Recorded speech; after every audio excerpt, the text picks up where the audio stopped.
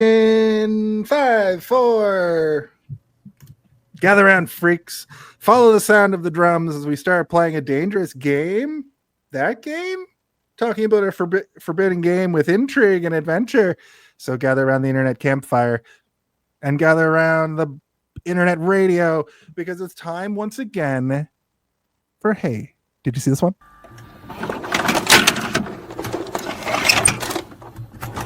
Once upon a time, movie magic was dwindling, and things were changing. And this month, Stephen Waters and Hey, did you see this one? Would like to take you back there. Take you on a trip down memory lane to revisit some of their favorite movies from the late 1900s. From cult classics to box office hits, they'll explore the mysticism of this iconic era of film history. Tune in to relive the magic of the previous century in the nostalgic 90s.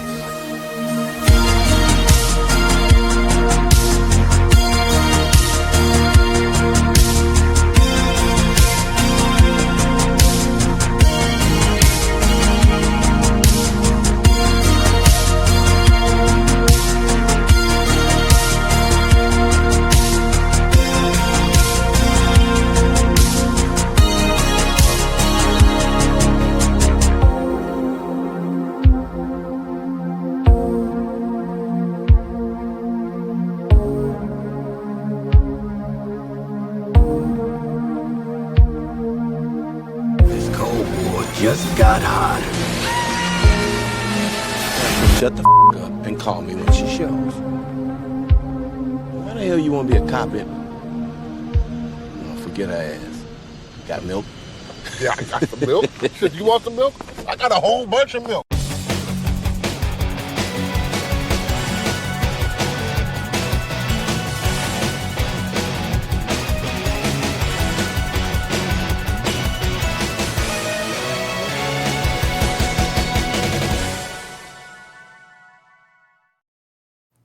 Hey, everybody. Have you heard the news? It's Butcher Pete, and he's coming to your town. Hello, and welcome to Hey, did you see this one?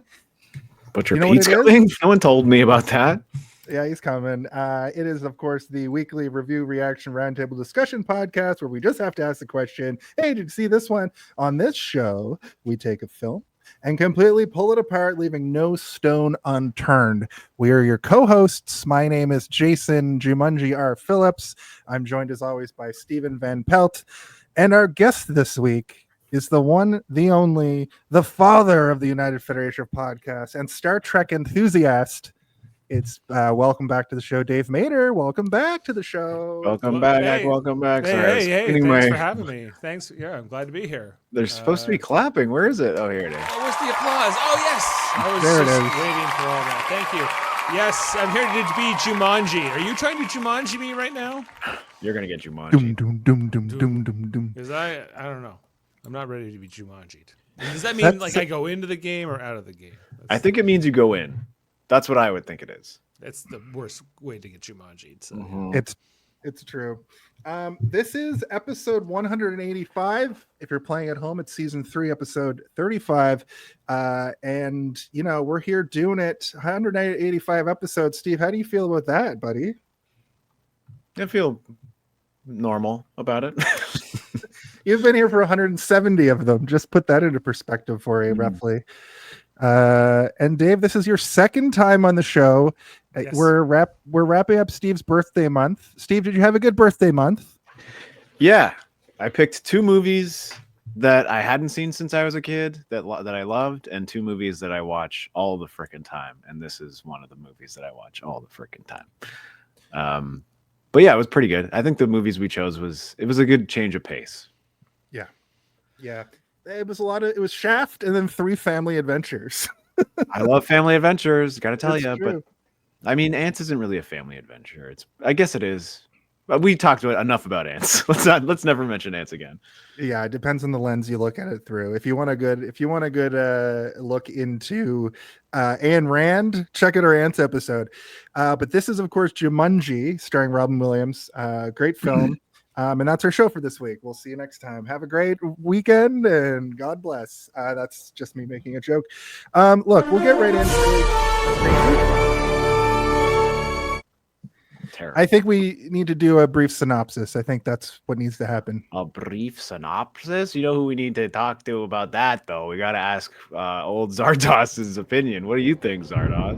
Zardos speaks to you. He demands you synopsize this film. Tell him how, why, who, what occurs in this film. That's right. So, Steve, you want to give us your final synopsis of the month? Sure. So, the movie Jumanji from 1995 is about a young boy named Alan Parrish, who is the son of an affluent shoemaker, I guess. He's a man who owns a shoe company, and it's relatively successful. They live in a mansion. His parents are very wealthy, and he's picked on because of that fact. But one day on his way home from school, he's getting chased by bullies. He goes to his dad's shoe factory where he destroys a shoe by accident. A very cool sneaker made by... what's the actor's name? I forget his name. He's David Alan Grier. David Alan Grier. Yeah. And it destroys a machine, and then he leaves without saying that he's the one that destroyed the shoe. And on the way home, he finds a board game. He plays this board game with his local crush, and they get sucked into the board game. Or sorry, he gets sucked into the board game, and then we have a time jump where we meet our new main characters. 26 years goes 26 by. years go by, yeah. And we meet the new protagonists of this film, who are two orphaned children that are staying with their aunt, who has purchased the Parrish home and is refurbishing it, redoing it, because it's been abandoned ever since the local shoemaker went mad and murdered his son and chopped him into a million pieces and hit him in the wall. Allegedly. We don't want to get sued by Jonathan Hyde. But he didn't really do it. That's just what the town folk thought he did. He Yes, was actually of sucked into a game. You know, He he was got actually Jumanji. sucked into Jumanji, yeah. And the kids find Jumanji in the attic, and they release Alan Parrish from the board game, who is now transformed into Robin Williams, a very hairy man, head to toe, covered The in hair. jungle will do that to you. Yeah. And they are then forced to find his childhood crush, who what's her name again? Sarah Whittle is her name in the movie. He says Whittle like that over and over. That's why it's burned into my brain. Well, she's not going by that name anymore by the time. No, she's like a psychic or something. She's like a Madam Serena something or other. something. Yeah. But she's basically had the worst life ever because she convinced herself that everything that she witnessed during her gameplay of Jumanji was fabricated, and she had lost her mind, and she had gone through years of therapy to convince herself of that fact. But they go get her because they need her in order to finish Jumanji, because as we know, when you start playing Jumanji, a bunch of crazy shit comes out of the jungle into the real world, and you basically just need to finish the game in order for all of that to go back into the game. Best case scenario, like a bird comes out, poops on you. Yeah. Worst case scenario, you get sucked into the game. Something betweens, like you maybe like a mosquito gives you, I feel like we're gonna get into it. We're gonna be like, what is the worst thing that could come out versus the best options? But they get some pretty terrible options. The mosquitoes are pretty bad, but the spiders scare me the most. Also, just a man-eating lion. That's freaky. That would be terrible. A huge An lion. earthquake that tears your house in half. I think that fucking sucks. Vines that try to eat you, flowers that try to eat you. Or my favorite one, as the character of Sarah says, you didn't tell me there was a man in there with a gun who hunts people, which is very funny. That's a pretty bad one too. But yeah, they do eventually finish the board game. Jumanji goes back into Jumanji, and basically time reverts back to before he was sucked into the game, and they get to live their lives normally. It's a movie that is, on the surface, it is a family adventure movie, but not so deep under the surface. It is a movie that is deeply rooted in the idea of loss, dealing with loss, physical loss of family members, the loss of childhood, the loss of your sanity. All of these things are really kind of interwoven into the narrative in a relatively successful way, I would say. And I think it's one of the reasons the movie works so well is because of how dark it is, just beneath the sort of like the glimmer of CGI monkeys running around and driving motorcycles, which is fun. But yeah, we'll get into it. That's my brief synopsis. I have a fun fact that sort of pertains to the synopsis. I actually found out what the word Jumanji means. According to Yahoo Movies, I'm going to cite my sources, don't worry. The word Jumanji is a Zulu word which means many effects, reflecting the game's unpredictable outcomes. So I've always wondered my whole life. This movie came out when I was 10. I'm now 40. 35 years or 20, a long time of being like, what is that even? Is that a real word? Apparently it is. Many effects. I've never had the urge to look up what Jumanji meant. I just thought it was just a fun word they made up, but apparently not. Kuchimoya. What about Zuthora? Is that is it a real word from alien culture or something? Like the god or something. Cool. Well, thanks for that factoid. Yeah, let's go into our brief histories. Okay. I swear I have this right. A brief history. Small production note: they fucking changed the whole UI of StreamYard, so everything's everywhere. So it wouldn't be Hey, did you see this one without at least one technical difficulty? But Dave, what's your sort of brief history with this film? Just sort of your history. You've done this before. You know what's up. Sure. Okay, so I have seen, unlike the James Bond film I was here to see you with last time. I have seen this many times before. I was 12 when this came out. I'm pretty sure I saw it in the theater. And saw it several times afterwards. I've seen it recently, but I watched it again last night in the big screen and and for the most part, I feel like this movie, has always been one I really liked. I think it was just kind of like I was the right age for the movie when it came out. I've always been nostalgic for it. You can almost consider this a Christmas movie. It's got that whole Christmas vibe thing in the end. Where they're like, no, you can't go on vacation to Canada because they'll die. So no, you have to work overtime, and we're gonna work you start next week before Christmas. It's kind of a strange solution, but they do it. I swear, out of context, the end of this movie is so creepy and weird. Like every time I watch it, even when I was a kid, I was like, "This is weird." Hey, it's those kids. Yeah, the cast, like Robin Williams being such a big star in the '90s when I was watching movies and growing up, and he was in Hook, of course, and many other things that were just huge, hits. With my youngest brother Jeff, 6 years younger than me, was definitely big into these movies as well, and the rest of my family. So yeah, it's I love this movie. The CGI doesn't hold up, but I get what they were going for at the time. That's the one thing I was kind of watching. This doesn't work so well. I think that there's some interesting things with the dad and the father-son relationship here between Robin Williams and his dad, or I guess the kid that plays the young Robin Williams more specifically. And who was in a movie we did recently, and we were all like, "Wait, was that the guy from Jumanji?" Young Alan Parrish. Young Alan Parrish, yeah.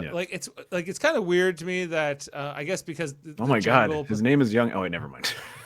I thought his name was Young Miles on Robin Williams. I guess over those 26 years, the fact that he survives 26 years in this crazy environment is getting shot at by Van Pelt and whatever else is kind of insane. But Robin Williams can just sell that idea to you just through how he plays it. So it's always one of his great performances. Absolutely. Yeah, his little monologues throughout where he's basically describing his experience in the jungle, and you never see the jungle, but you feel like you can see it in your mind's eye just based on how well he gets into the description and how frightening it sounds. Not only is he giving you sort of the visualization of it, but the emotional resonance that those little terrifying moments had on him. And as a little kid, I'm a bit younger than you guys, but I also saw this in theaters, and I was genuinely frightened for a lot of this movie, but in the good way, in the intentional way that the movie had going for it. Yeah, sorry, are you done with your brief history? I think so. What else? I don't know what else to. Yeah, I've always been a fan of the movie, and I really like it. I'm glad to be here. And happy birthday, Steven. Oh, thank you so much. Glad to be here. Yeah, the first time I saw it in theater. I believe it came out around Christmas time. It would be weird if it didn't. And it has a Christmas scene at the end, but oh yeah, December. I loved Hook as a kid, so whenever Robin Williams was in something that was directed toward a child audience, I was lucky enough that my parents also really liked Robin Williams just in general. My mom loved Mrs. Doubtfire was another big movie in that decade. Yeah. So anything that he was in was kind of like, we didn't go to a lot of movies when we could maybe go to like 1 or 2 a year. So this was one of them. And I remember like every minute of it, and I was pretty young. So, I didn't have like that retention where, you're sort of sponging up everything yet, but this is right around when it started to happen. So like I was reciting the movie even after only seeing it one time to like people in the schoolyard and stuff, but it had a huge impact on me, and it lives in that same sort of special part of my movie watching heart as something like Hook, where I will put this on if I'm feeling a little bit depressed, or if I'm feeling under the weather, or if I'm hungover or something. I'll put on Jumanji to make myself feel better, and it works.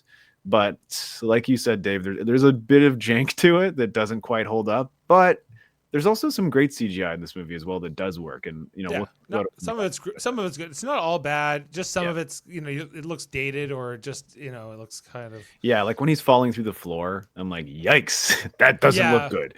But the stampede looks great. Stampede looks good. The monkeys are okay, but they're still kind of I think like when the car gets folded in half, I'm like, okay, that still works pretty well. Like the CGI tentacle pulling the car in half. I think it's because the car is practical and the CGI is the lion is a bit like the lion was like a puppet though. The lion's mostly practical. When it's like moving when he's running around, it's a little bit like but it's still cute, and I think it gets away with it. There's some movies you go back and it's not even worth your time because of how terrible the CGI is, but this movie is. It's definitely.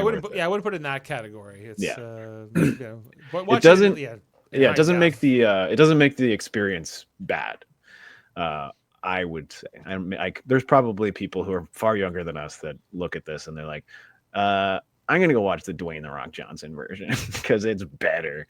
And we're like, no, it's not. It's not better. It's not better at all. Yeah. So anyway, my brief history is that I saw it once, and basically it burned into my brain, and I still quote this movie all the time, and I still watch this movie all the time, even without knowing it. Sometimes I'll drop lines from this movie and be like, what is that from again? I'm like, oh yeah, it's from Jumanji. I got movies like that too. I don't know if this is necessarily one of them, but the movies I grew up with that are always like, old friends, comfortable. You put them on, they make you feel better. Definitely. I call them chicken noodle soup movies. Chicken noodle soup movies. That's kind of the crux of this Steve's birthday and last year as well. Just like 90s feel good. You were there for them when you were a kid. This year though, instead of picking 4 that were chicken noodle soup movies, I picked 2 that are chicken noodle soup movies and 2 that I just watched the absolute shit out of when I was a kid. But watching them now, I'm like, yeah, probably not going to revisit this one ever. Yeah, for me, this movie definitely was a huge part of my life as like a kid. I don't remember if I owned it on VHS or not, but I definitely had a friend who did, and it was one of those like, it's Friday night. The Good Friday shows don't come on for a couple hours. Let's throw a movie on, and I had this friend and his brother Chris and Jason that I would get babysat at when I was around this age, around 10. And I would stay like on Friday, we'd come home from school, we'd watch a movie. I've told the story. This is kind of part of why I'm afraid of horror, because they would always want to watch the original Terminator, and I'd have to go to a different room. But I remember, but I remember watching Jumanji with them all the time. It'd be like a rental we would get all the time, or they owned it or something. And then we would go out. They had like a log cabin they had built in the backyard, and with a campfire in front of it, and we'd like watch the movie, and we'd go out and like roast marshmallows, and then go back in and watch Unsolved Mysteries and Rescue 911. So those are good ones. I watched those too. Unsolved Mysteries is scary too, man. It's a scary show. And In Search of Rescue 911, not always scary, but that one was just like traumatizing. Yeah, more traumatizing. Like somebody died right there, of a heart attack, or there's one episode where a kid is wearing polyester clothes and gets lit on fire, and they just like to his body. Anyway, that's gross. Anyway, this movie I remember watching a lot as a kid, but I never went back and rewatched it until a few years ago, and maybe like even a decade ago. So watching it this time around was fully a situation where I forgot about the weird time loop thing. I forgot the whole intro of like him as a kid and why he got sucked in. I remember him getting sucked in, but I didn't remember the whole like shoe stuff. And then I didn't remember like it time jumps. Like I didn't remember the whole first act as like two separate groups of kids dealing with just the game. I completely forgot about the opening scene with the 1800s kids like burying the I had a toy good as time well. when I watched it. I had a bit of wine last night while I was watching it, but as soon as that 1869 came up, I was like, dun, dun, dun, dun, dun, dun. The year was 1869. Yeah. I bet you're wondering how I got into this situation. Yeah. But yeah, no, it was I love this movie and always have. And the biggest takeaway from watching it this time around is seeing Robin Williams will always make me feel better.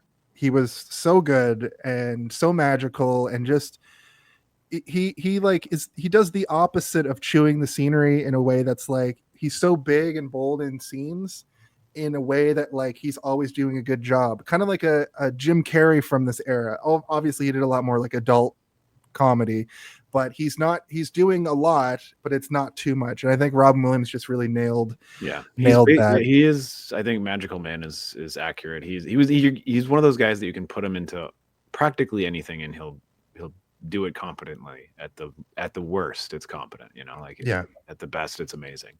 And his best stuff is so timeless. Like this movie, I think it's so weird that they, I'll talk about the budget and stuff and why it didn't get a sequel, but it got like a TV show. But I really feel like they could have made like sequels now, and they're bad. And that's the point I was gonna make. Like they feel churned out now. They don't have the same magic. They're for a new generation. Yeah, I mean maybe. I don't even think the new generation likes them that much. The first one's better than the second one, I would say. I can't even really remember the second one, but I have some okay memories of the first one, but it doesn't do the same job. The stuff that I was talking about earlier, where it's actually dealing with real issues that resonate with human beings emotionally, and it's not just fun to be had. Of course, there's lots of fun to be had in this movie, but it's also real, and you feel emotions, and you're like tearing up at the end. I was like practically bawling at the end of this movie. Like I forgot how beautiful this is. All of these characters are flawed in some way. Yes. Like, it might be a small way or it might be a significant way. But there's something, none of them are just completely pure, which I think is, that makes them feel more real, I guess. And there's more. Yeah. Like and they don't feel caricature-y, which is almost the entire premise of the new Jumanji movies, is that they are caricatures of people you expect to be in movies. They're very tropey, and it's like, this is the vapid teenage girl character, and the joke is that she's in Jack Black's body. Hilarious. That's a completely different vibe than this movie. Like, kind of message as well. Most definitely. I guess that wraps up our brief histories. Do we want to get into production talk over here? Yeah, production. All right. Quiet on set. Are we rolling? Okay, let's shoot this piece of shit. Sound, speed, action! With a budget of only $65 million, this movie turned around $262.8 million, and they waited, I guess, nearly 26 years, probably way more than that actually, to make a sequel. As I mentioned before, I did find out they made a cartoon of this. I fucking 90s. love the cartoon. It was a great. I don't watch the cartoon myself. Listen, I'm younger than you guys. Cartoons were my life. The cartoon was great. It was basically the children they all get sucked into the game, and Robin Williams is like protecting them in the jungle. So it's like, imagine this, but not in the real world, and they're inside the board game for the majority of it. It was fun, but I don't really have great memories of it, nor do I remember any specific episodes clearly. I just remember the art style being fun, and it was Jumanji. It was in that era where like everything got a cartoon show. If a movie was a mild hit and sold toys, they're like, let's make a cartoon. Oh yeah, I watched the Beetlejuice cartoon. There was the Bill and Ted cartoon. There was RoboCop cartoon, Rambo cartoon. Yeah, There was a cartoon of MC Hammer and his magical shoes. There was like the sports stars. There was like Gretzky, Bo Jackson, and like Brett Hull or something. I think they were so crazy. Here's just to jog your memory. This is what it looked like. Yeah, I never saw this myself. I remember it now. I like how they have the put it back up again, like the hair on the forearms and the legs. It's like, remember, kids, Robin Williams is extremely hairy. Yeah. I made the joke to myself last night while I'm sipping a glass of wine when Peter is turning like his hair when he's turning into the monkey and his wrists get all hairy. I'm like, oh no, he's turning into Robin Williams. Laughed. I feel like they should have found like a hairy kid, or they should have at least put hair on the kid to like connect it, you know, with Robin Williams. I feel like that was a bit of a miss. Yeah. They really missed an opportunity. They probably tried. They're like, we can't find a kid hairy enough to. We can't find a kid with. Can Robin you just glue Williams. some fur to him or something? Or just cut some off Robin and just put it on his chest and go. That's fine. We don't know that they didn't actually. You know. I believe this is a true fact. It's that in kids movies, Robin Williams does not have. They shave his forearms for kids movies because it's too much and it like puts the rating up. They're like, we need to shave him because this movie's for kids. This is a PG-13 or an adult accompanied also known as a Robin Williams level of hair rating. It's now NC-17 because of the hair level on Robin Williams. But like you can see in Hook, like when he's wearing long sleeves, you can see the hair poking out, and then when the scene where he has his shirt off, he's completely hairless. Because they like had to shave him because they're like, we can't show kids that much hair. They can't handle it. Their minds won't be able to comprehend. They'll think it's an animal. Yeah. Why isn't Dad that hairy? This film is directed by Joe Johnston, who is a very prolific director. He did Honey, I Shrunk the Kids, The Rocketeer, Jurassic Park 3. And he's still working. He did Captain America: The First Avenger. I was gonna say I don't know if Jurassic Park 3 is at like the peak of his directorial ability, but The Rocketeer rules. I watched that movie pretty often. Yeah, Rocketeer's solid, absolutely. That was actually on the list for this month, but I swapped it out for Ants. But yeah, October Sky's pretty good too. Like I've seen a lot of Joe Johnston stuff, and like he is a solid journeyman director where it's like if he's doing something, he will do a good job. He's never gonna push out crap. And he worked on he works in visual effects. I'm seeing here too. So he worked on Raiders of the Lost Ark in the visual effects department, which is interesting. There's lots of people who started on Star Wars and Indian and Spielberg and Lucas just give those guys their opportunities to do more. They're like, this guy is he is like what's his name? The guy. He made Mad God, that Mad God movie that came out recently. He's been working on it since the 80s. He just finished it. It's a stop frame animation movie, but he did a ton of effects for Empire Strikes Back and Star Wars and stuff, and also a director now. So yeah, it's good when people start in the industry also grow out of not just being like locked into one thing. It's like if you're going into a creative field and you're able to flex your muscles in different directions. It's cool, and I like it. Yeah, agreed. Also, the book, it's based on a book. I believe Zathura, and there's a bunch of weird board game books that the author wrote. Only 2 of which became successful, I believe. In Zathura, not so much. Who did the screenplay for that, though? The screenplay? The author of the book actually did a version of the screenplay, but... it was written by, it looks like... Jonathan Hensley and Greg Taylor and Jim Strain did the screenplay. 7 people worked, but then also Greg Taylor and Chris Van Allensburg. Yeah, that's the author, I believe, is Chris Van Allensburg. Jonathan Hensley, he wrote Armageddon, The Saint, The Punisher. I believe that's the one with... Thomas Jane? stuff. Pretty prolific as well. The Irishman. Kill the Irishman. That's not. All right, Jason, stop reading IMDb. Close it. If you haven't seen it, don't say it. Kill the Irishman. I've never even heard of. What is that? I thought it was the Irishman, which I had heard of. But have you seen the Irishman?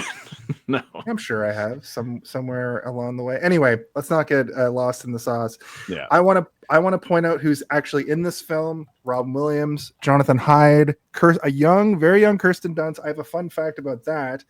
Apparently, Scarlett Johansson actually auditioned for Judy Shepherd, but it went to Kirsten Dunst.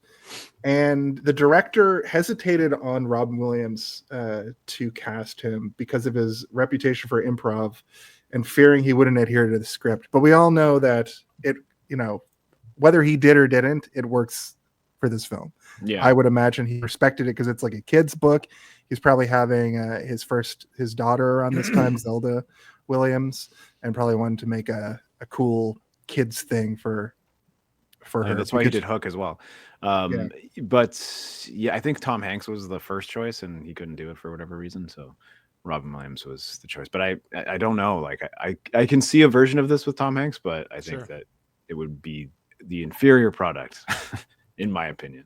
Tom Hanks and Scarlett Johansson would be a vastly different movie, I think. Yeah, it would have a different vibe. Any of these all these actors do so well. I think that's quite the ensemble, really, as well. And Meredith from Frasier, BB Newirth, is that her name? Yeah. And Bonnie Hunt is in it. Bonnie Hunt. Ellen Grier. Bonnie Hunt, I was confused with Helen Hunt and also Holly Hunter. But Bonnie Hunt. Also Van Pelt, the hunter of humans. Also Van Pelt, who I also confused with his father, which is F. Murray Abrams, right? Jonathan Hyde plays both of them. Plays both the father Jonathan and Hyde Van Pelt. plays both.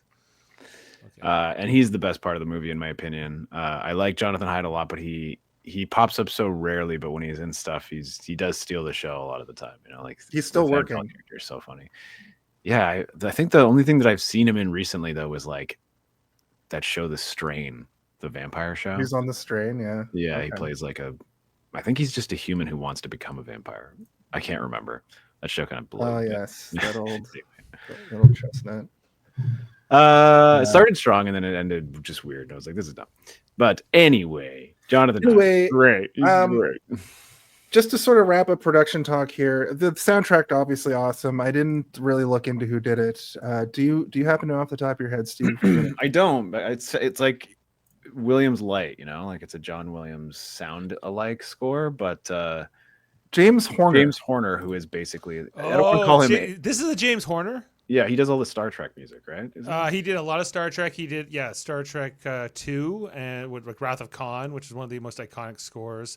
And I think he did 4 as well. And did he do 6? Or was that Goldsmith? That might have been Goldsmith. But and Horner also did Braveheart, and he did a couple other. Did he do Lord of the Rings? I think he did Titanic. Titanic, well. yeah. He did Titanic. He did The Amazing Spider-Man, and he did there was another one here I saw, Apocalypto, and Avatar. That's a pretty huge one. Yeah. So like Horner's score in this movie does a ton to make this movie just pop. It would have been a good movie anyway, but it really just takes it onto another level. Yeah, he was good. He's like household, or he was household enough, I guess. You can say James Horner to most movie buff people, and they'll know at least one or two of his scores. R.I.P. You were good, Horner. You did it, Horner. Yeah. He also, I think he died pretty young too. Yeah, 61. That's not great. Yeah, I'd like to get older than that, personally.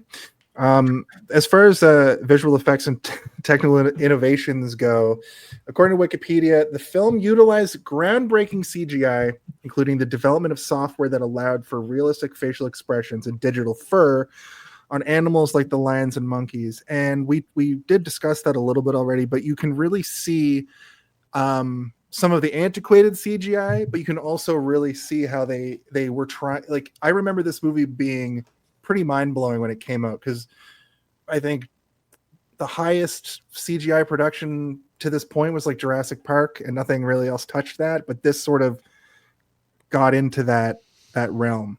And I I was know trying to do the same thing as Jurassic Park, Yeah. maybe to a less successful degree, but it definitely was part of the draw, right? Like I remember seeing the trailer for this and being blown away by this, you know. Yeah, for the CGI time, that this hasn't was held state up. of the art, absolutely, and like nothing quite ever looked this great in terms of like maybe like.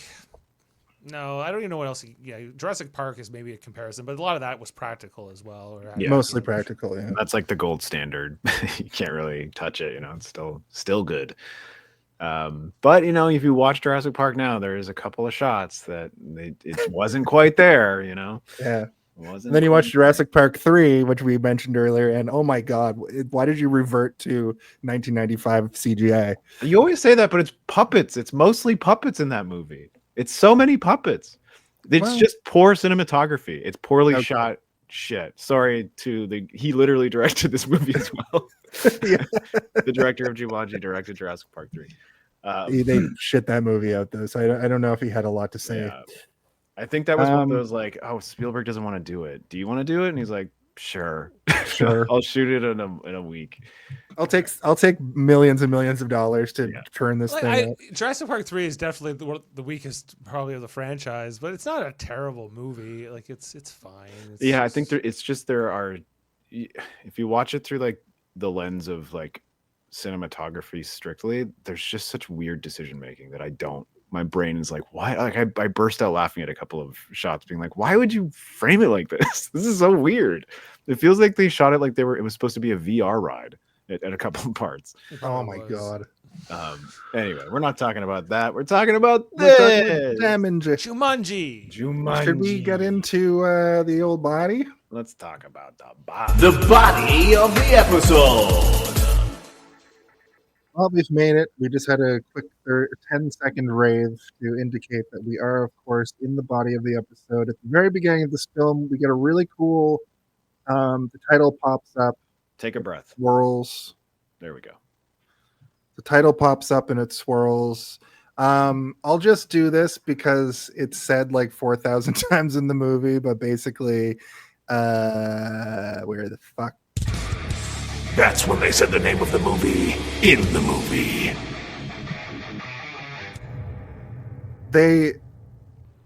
It's just the title of the movie, so they say it a million times. I don't have a timestamp for when they first say it, but I'm sure they say it within the first 5 minutes.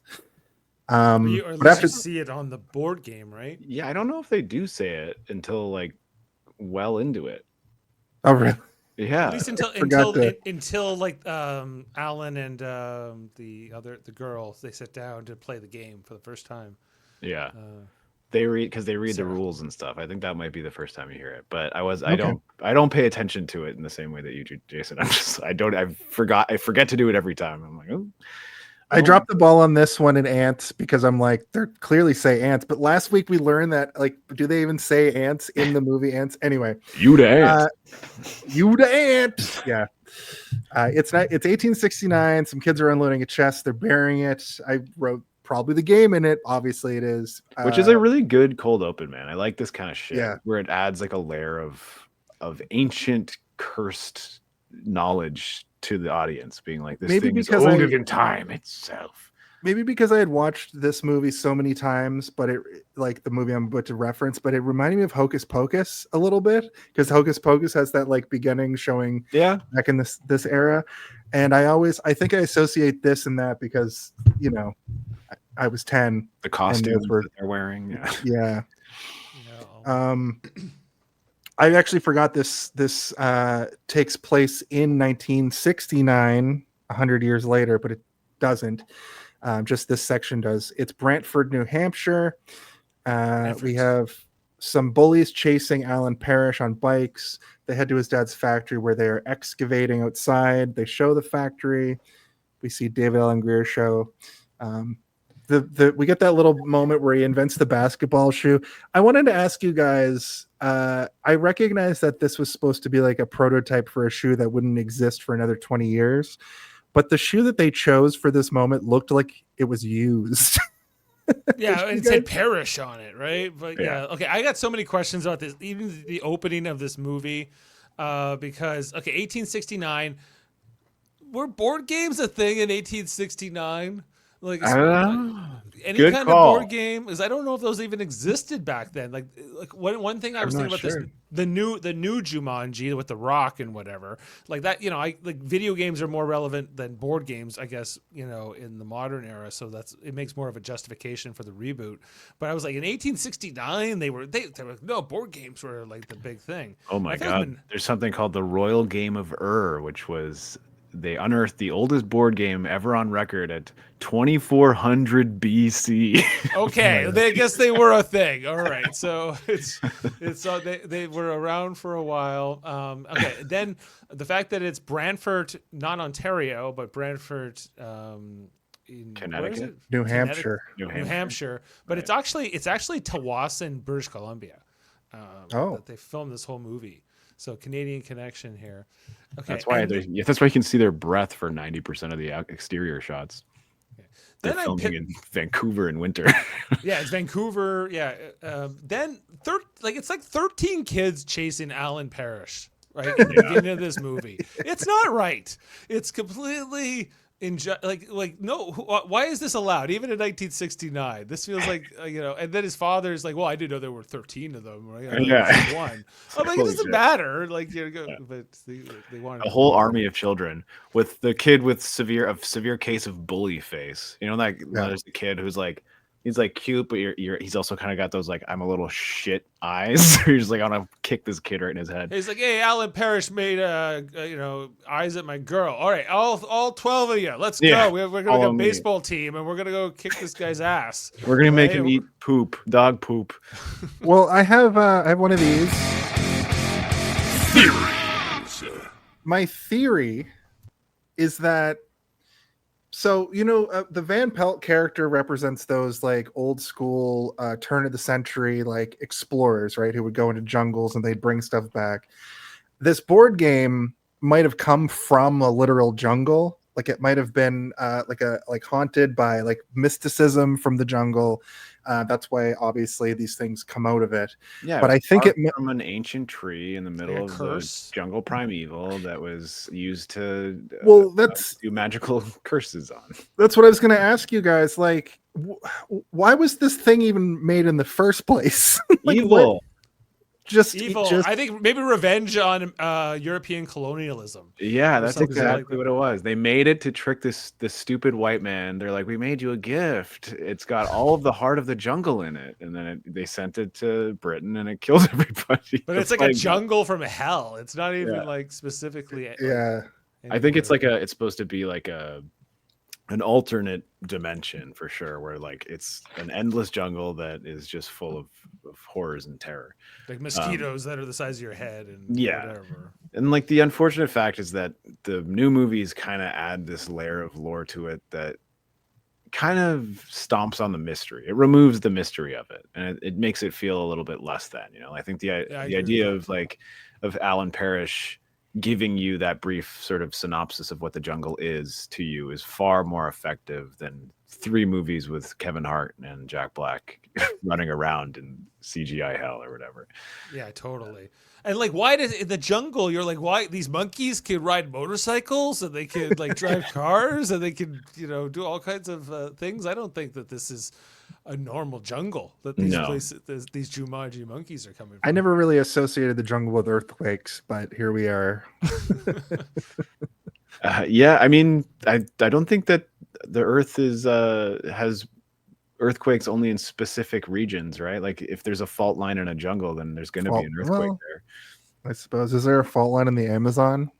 I don't know. I don't know my fault lines. You don't know your plate's tectonique? They don't. I don't know why I said that in French.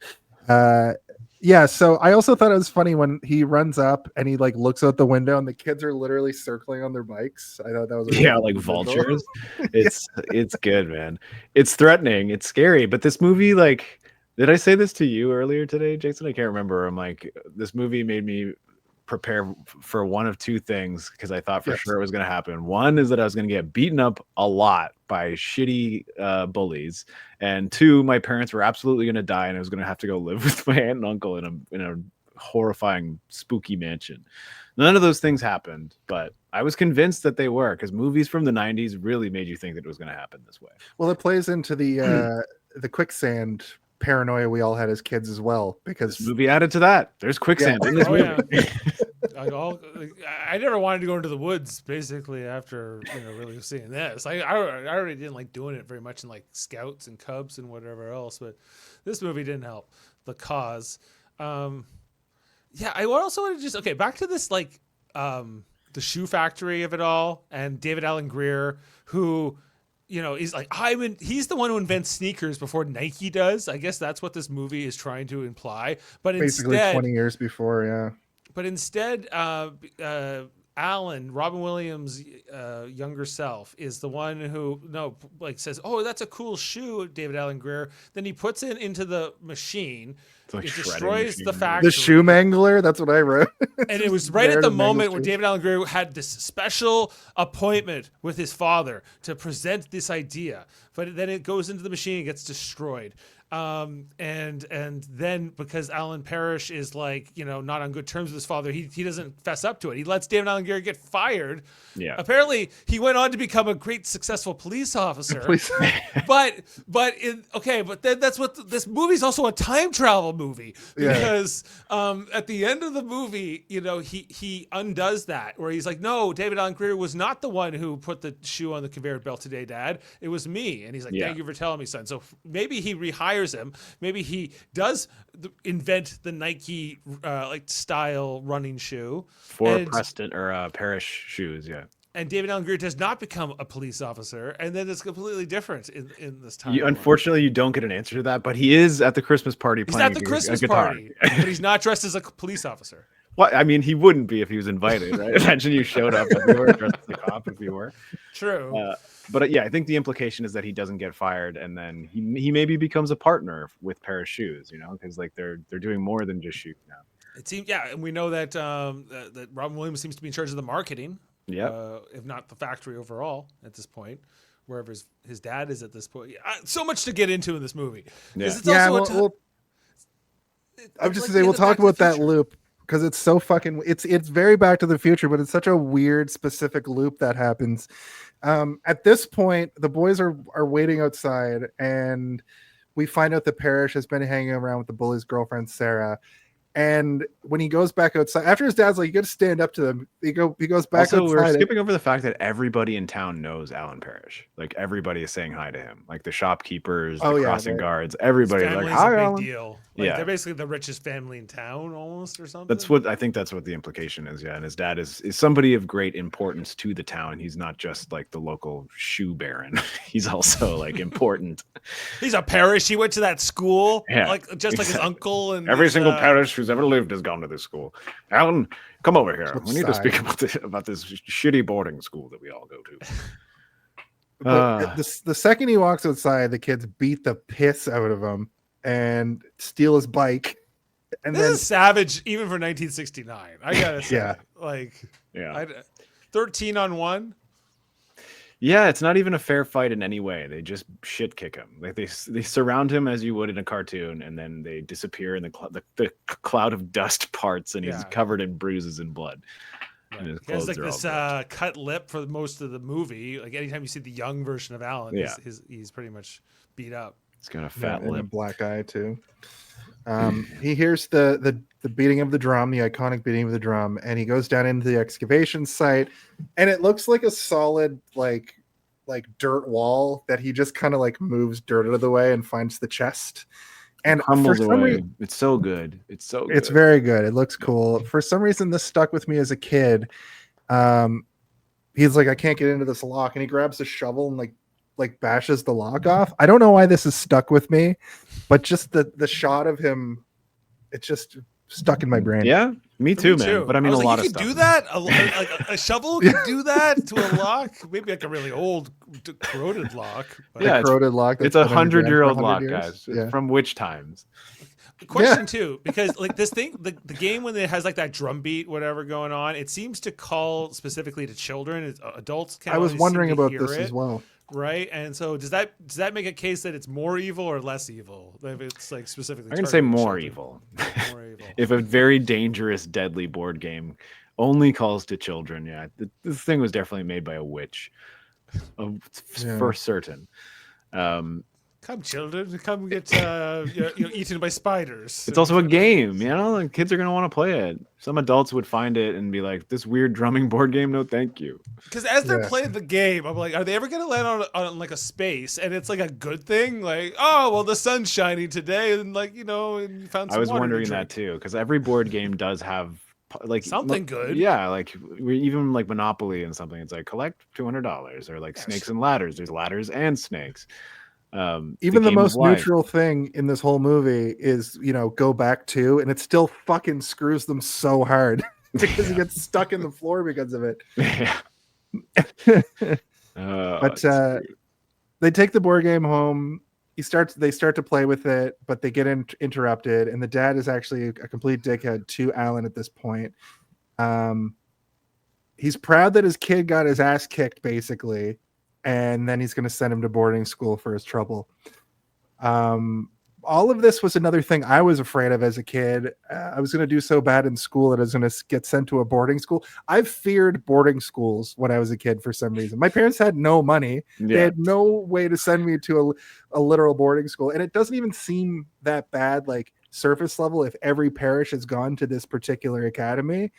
Like it's sort of, that's where your family goes. You learn how to become a millionaire, that kind of nonsense, top 1% stuff. Yeah, I know a couple of people who've gone to boarding school, and actually, I think a friend of the show, Mike Smith, who wanted to, I wanted to have him on for Jumanji, but I guess he just didn't want to be on the show. No, not that we don't like having Dave here.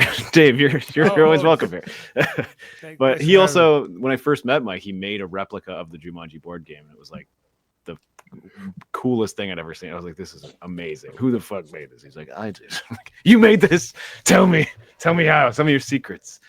And then I'll be back in one sec. Another one of my friends, he also went to boarding school, and it seems all right. It just seems like going to college, but you're going at a younger time, When I was this age and younger, like the idea of boarding school terrified me. I hated the idea of it. When I went on this rugby trip when I was about 15, we had to spend a week in Scotland in this boarding school. Right. And in some ways it was cool, but just like, I don't know, I just think either I snore or whatever. I just don't like, when I ever went like camping or something, I didn't like sleeping around other people. I don't think other people like sleeping around me. And, and so I was just like, the idea of like that part of boarding school was just like, no, I would never want to do that.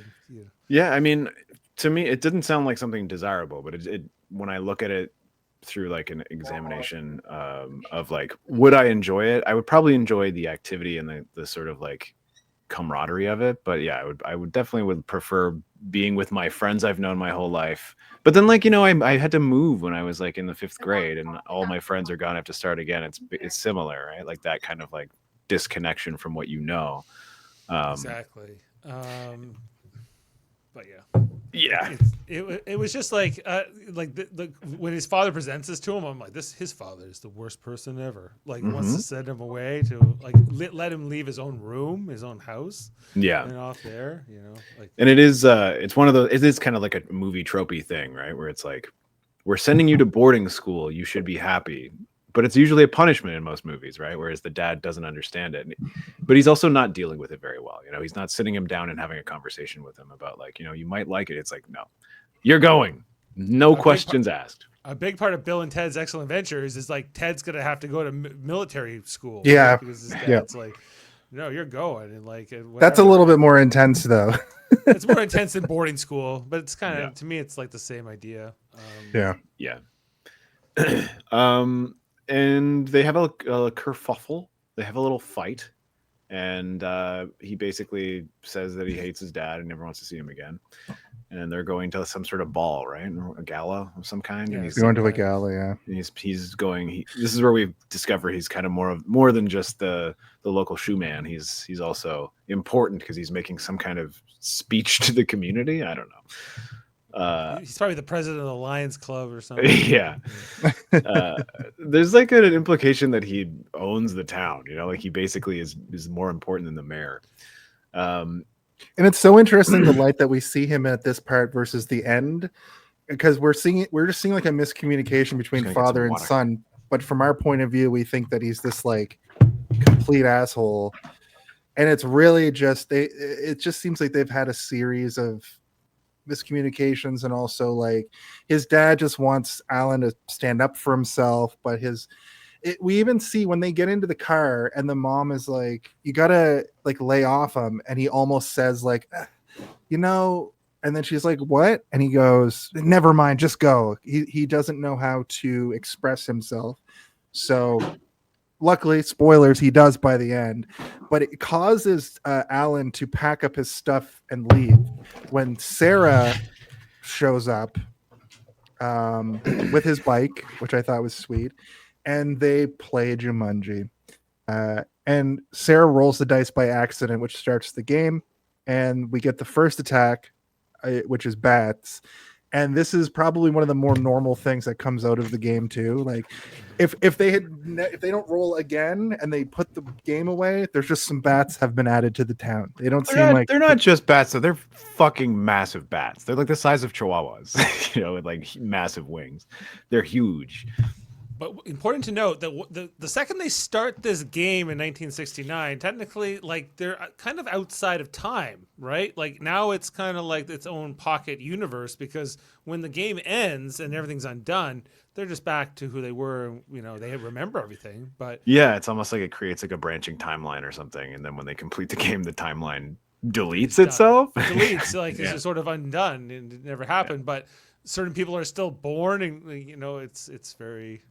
It's odd. It's strange. Yeah, it doesn't seem like the effect of Alan Parrish being absent and Sarah Whittle being crazy, quote unquote crazy, affects the main timeline all that much. Like everything kind of seems to more or less be the same. That these two people's impact only really directly impacted like their own families. You know, right.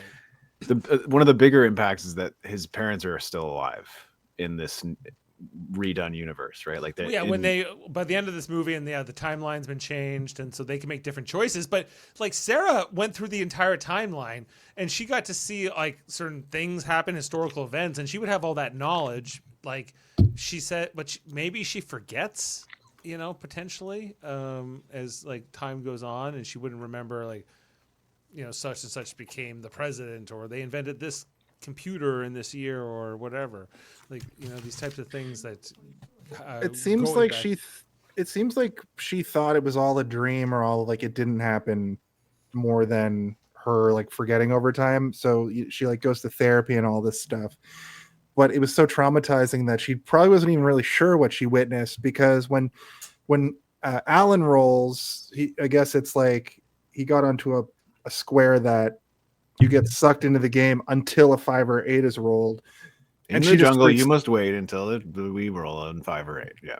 Yeah. So she freaks out and leaves, and she probably goes the 26 years being like, I don't even know what I was seeing, because it was so traumatic. It was so insane. I blame Robin Williams or young Alan here, because as he's getting sucked in, and he takes a while to get sucked into the game, into the Jumanji of it all, right? Yeah. You know, as he's getting Jumanji'd in, he could have yelled, Sarah, make sure you roll again, 5 or 8. You know, he has a long time to like kind of think about this, you know, but that's why he ends up having to spend 26 years. I don't feel bad for him later on when he's mad at Sarah. You know, I'm like, no, you should have been figuring this out on your very long swirly around the drain there. I mean, I can't also blame him for being a little bit peeved. He was trapped in the jungle for 26 years. That's a rough life. Yeah. But he's got so many survival skills now too. So he kind of got, and I assume he retained those still when he, got turned back into a kid again. He probably still has all those reflexes and skill sets that he had to learn while living in the jungle. He probably makes adventure videos now for YouTube, like that one guy where he goes and does survivalist stuff and makes bank off that. But we do fast forward 26 years. I thought it was a mom and her kids, but I think it's their aunt. Yes, has them. Yeah, because the kids' parents have died recently. Right, in Canada. In Canada, they're checking out the Parrish house, and Peter's looking around. We find out that Judy is a liar. She lies about the kids, the parents sinking on a yacht in Africa, but they always stop her. Like, you got to stop lying all the time. That was another thing I remember as a kid, like chronic liars. There's always those kids around that are constantly lying about everything, just for the thrill of it. It seems like that probably stems. It's a type of like mental illness. Yeah, chronic lying, a traumatic coping mechanism. But I was really just taken with how good of a performance Kirsten Dunst has in this movie. She just didn't Interview with the Vampire, I think the year before this, and that was the first thing she was really in. And I'm like, man, she's like chewing up these scenes with Robin Williams and everybody else. However old she was, like she was maybe a little bit older than me at the time, and really, really good. And she went on, of course, to be Mary Jane and everything in Spider-Man a couple of years later, but. Considering this was like maybe her second movie ever, it's pretty great. Pretty she's good, also plays this kind of evil kind of a character, which kind of speaks to the range she has. Like, she's not playing just that stereotypical kid, protagonist character. She's almost like borderline psychotic, but like in a fun way. Yeah, like a fun psychopath. But her brother Peter is also dealing with the trauma in a different way, right? Like he basically doesn't speak to anybody except for her until Alan pops out of the board game. I don't even know what to say, like... Oh my God, he's getting Jumanji.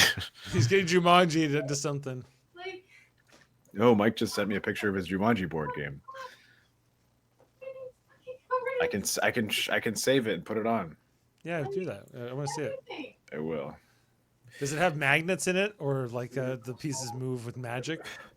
I mean, so I worked with him at, we used to build escape games together, like escape rooms. Yep. And he was pretty good with magnetic mechanisms, so I'd be surprised if there wasn't magnets in it. Let's see. He sent it to me via text. This is going to take a second. So let's keep talking about the movie while I do this. Yeah, well, Kirsten Dunst, the kid Peter, he's like, seems like, oh, I'm sad, my parents are dead. He's kind of like the young Batman, I guess. But, he's only talking to his sister, though. I guess he's not an orphan like Batman. Never mind, I'm dropping this comparison. But he's orphan-ish, yeah. Yeah, he turns into a monkey later on, so do with that what you want. And he's... I don't know. I don't know who else auditioned for the role, but he's not. I think he's probably like my least. He does a good job, but he's probably the least memorable part of this movie for me in some ways because he's kind of meant to be this quiet, sort of unassuming character, but also there's this whole dynamic between him and Robin Williams throughout. This whole father-son kind of vibe going on, with the kids. Yeah, and I mean, he literally says it at one point, like, I accidentally became my dad. He's like, he has all the opportunity in the world to not be that sort of disconnected, cold figure that his father was, but still ends up doing it anyway. Robin Williams, like, his character is dealing with the fact that he finds out his father's dead, and and with Peter, his father and mother are dead as well, and so they kind of find each other in the Jumanji of it all. The Jumanji verse. All right. I muted you, Jason. I muted you, Jason, because we couldn't hear each other over whatever you were doing. This is the Jumanji board game that Mike Smith made. I muted you, Jason. You have to unmute yourself. Maybe you have to unmute him. Oh, yeah. Sorry. No, I didn't realize that you could hear me. My bad.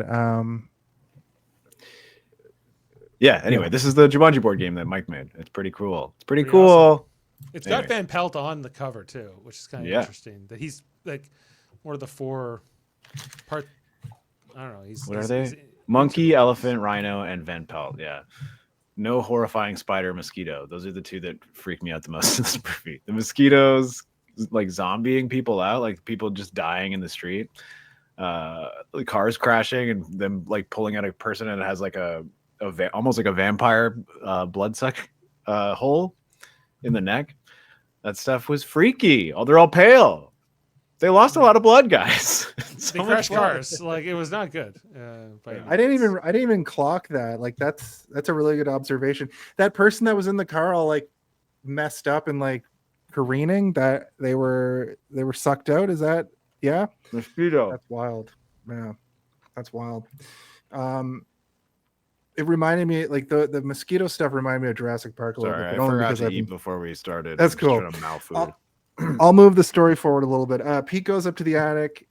He sees a bat up there. They call an exterminator.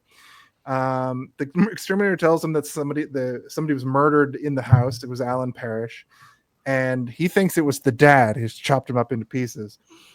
Oh yeah, they call an exterminator because what was it? It was they saw the bat. It was a bat. Right? Yeah, and he's like doing that classic, like, I don't know if I'd want to live in a house where there was a freaking murder. And she's like, what? It's like, yeah, old man Parrish fucking killed this kid and chopped him up and put his body in the walls. There's 101 places you could hide a child corpse in here. And she is loving it too. She's not even scared. She's like, this is awesome. We live in a murder house. I love living in a murder house. My parents are dead. Yeah. And she drops it later during dinner. She's like, he's like, you need to stop with your lies, young lady. And she's like, well, now I know why you got this house so cheap. But as the audience, we know this isn't true, right? Like that's the yeah. You know, we don't. No, it's the Jumanji of it all. The Jumanji's trying to get you. He didn't get chopped up. He got sucked into a board game. Duh. He was Jumanji'd. There's the montage of them cleaning the house, which I enjoyed. On day 1 of school, the principal is already calling regarding Judy lying at school. And that's the dinner table scene that Steve was talking about, where they're talking about the fact that she's, telling people now that they live in a murder house, and she's telling the aunt that they live in a murder house, and she's like, go to your room. We don't live in a murder house. But she also should be sending them to a boarding school. Yeah. Where the parish hall is. She's clearly loaded.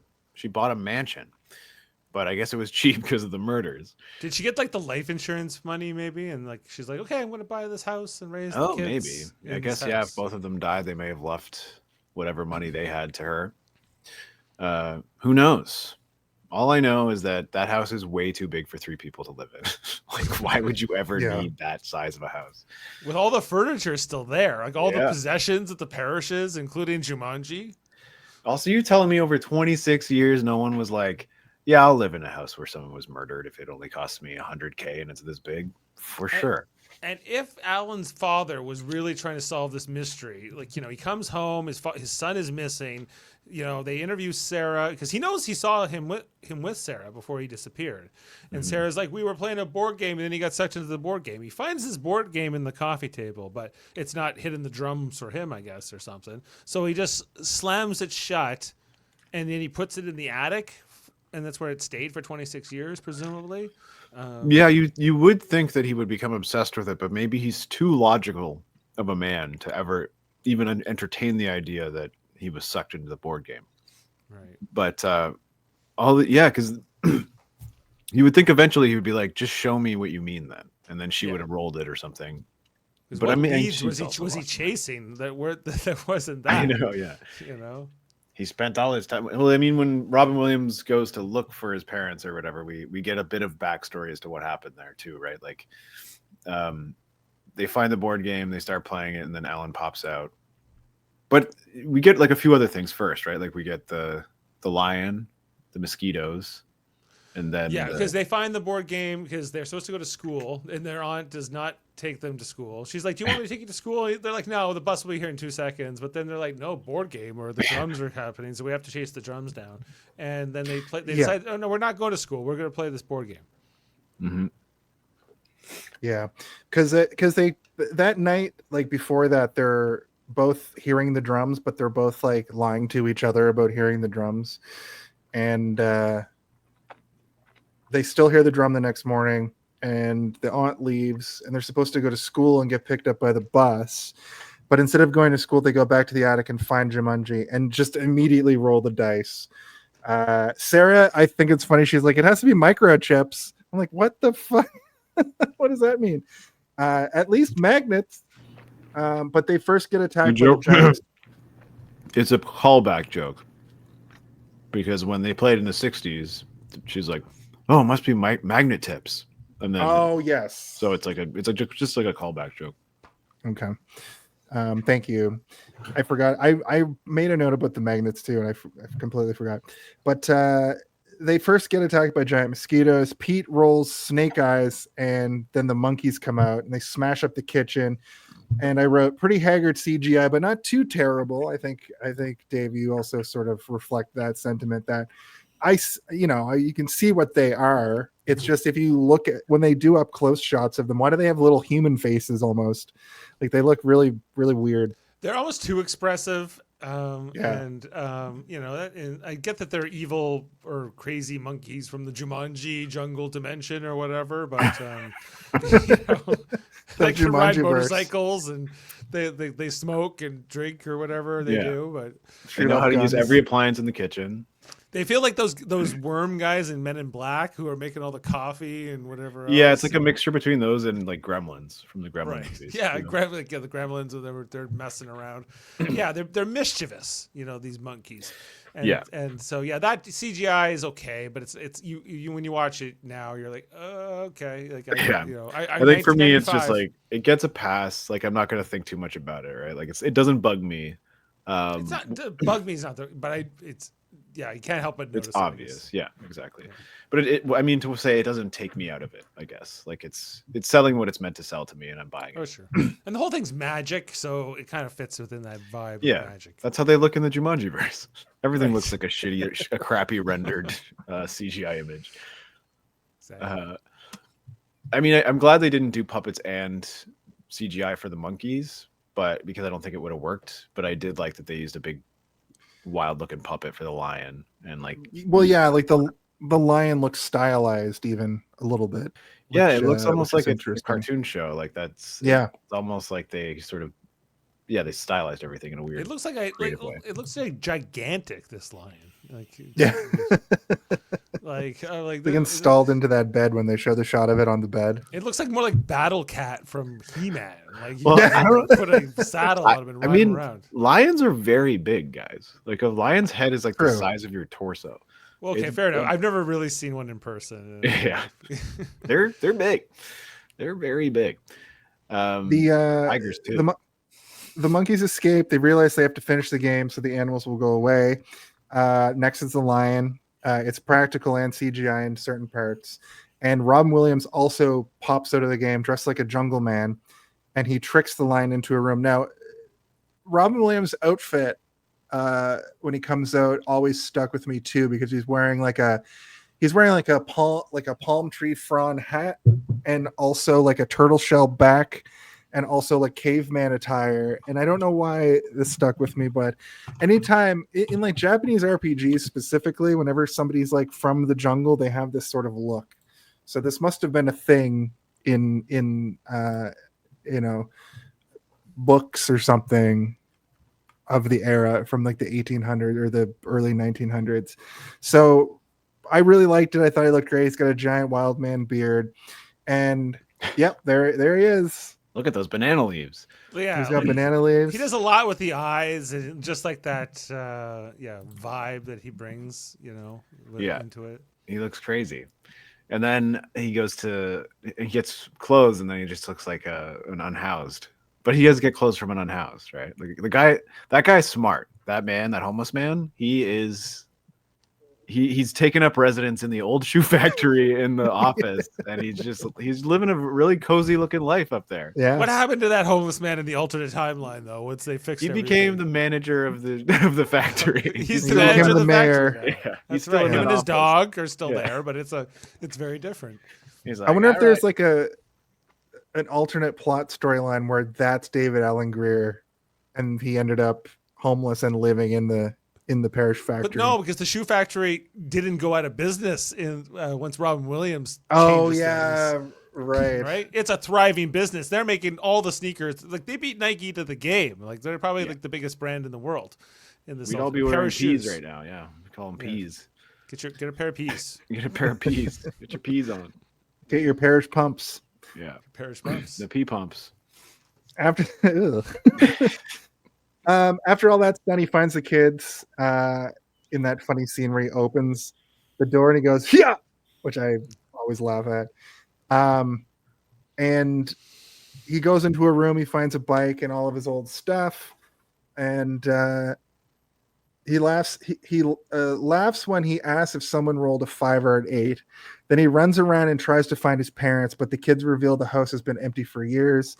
And then over to David Alan Grier, who's a cop now, and monkeys steal his car immediately and blow the roof off with a shotgun, the shotgun that's holstered between the seats. And Alan runs off into public to find his parents. And we go over to the shoe factory, and that's what you were just saying. It's run down and abandoned. The whole town is messed up in a very Back to the Future kind of a way, where the town is just like unhoused people living in the park. Everything looks disheveled. Looks like there's a bunch of urban renewal that needs to happen because there's a lot of storefronts that are all old and decrepit. The best is he finds the old man. What happened to a pair of shoes? Oh, just about everything that happened to in this old town here. It just kind of dried up, you know. After old man Parrish is Old man Parrish. There were no jobs to work at the factory to make the shoes anymore. Lost See, his goddamn mind after his son disappeared. right? And then they eventually find out that he's been dead for 4 years, and the wife, like his mother too. Like they both died within a few months of each other. Yeah, and then in the reality they're alive, which is nice because I guess if you're living that depressive lifestyle, you're not going to live as long. If you're the king of a sneaker empire, like pair of shoes, forever, yeah. Yeah. You do what that billionaire does. You inject yourself. Brantford, New Hampshire is on the map now. Yeah, it's very Parrish. well. Old man Parrish is injecting himself with teenagers' blood to keep himself young. Yeah. From the Jumanji. I do like this scene though. It opens up your mind to the world. It shows you that this is a grim shadow of the reality of disappearing for this long, and you're basically going through a time warp almost, right? Where it's like you're taken away and you come back and you expect everything to be exactly the same, and it's horrifying and depressing.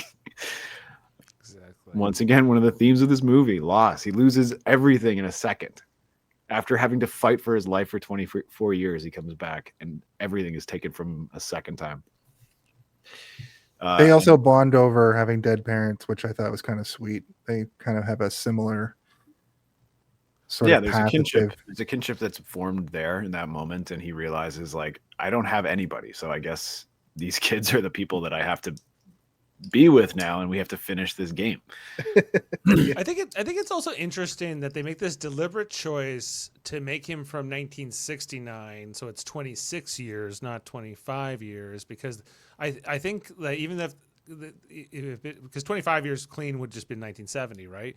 And it's not like the world was drastically different in 1970 and 1969, but I think just the nostalgia of the 90s for the 1960s was so huge, and I think that the idea that that's the world that Alan and Sarah come from is this more idealistic version of the 60s.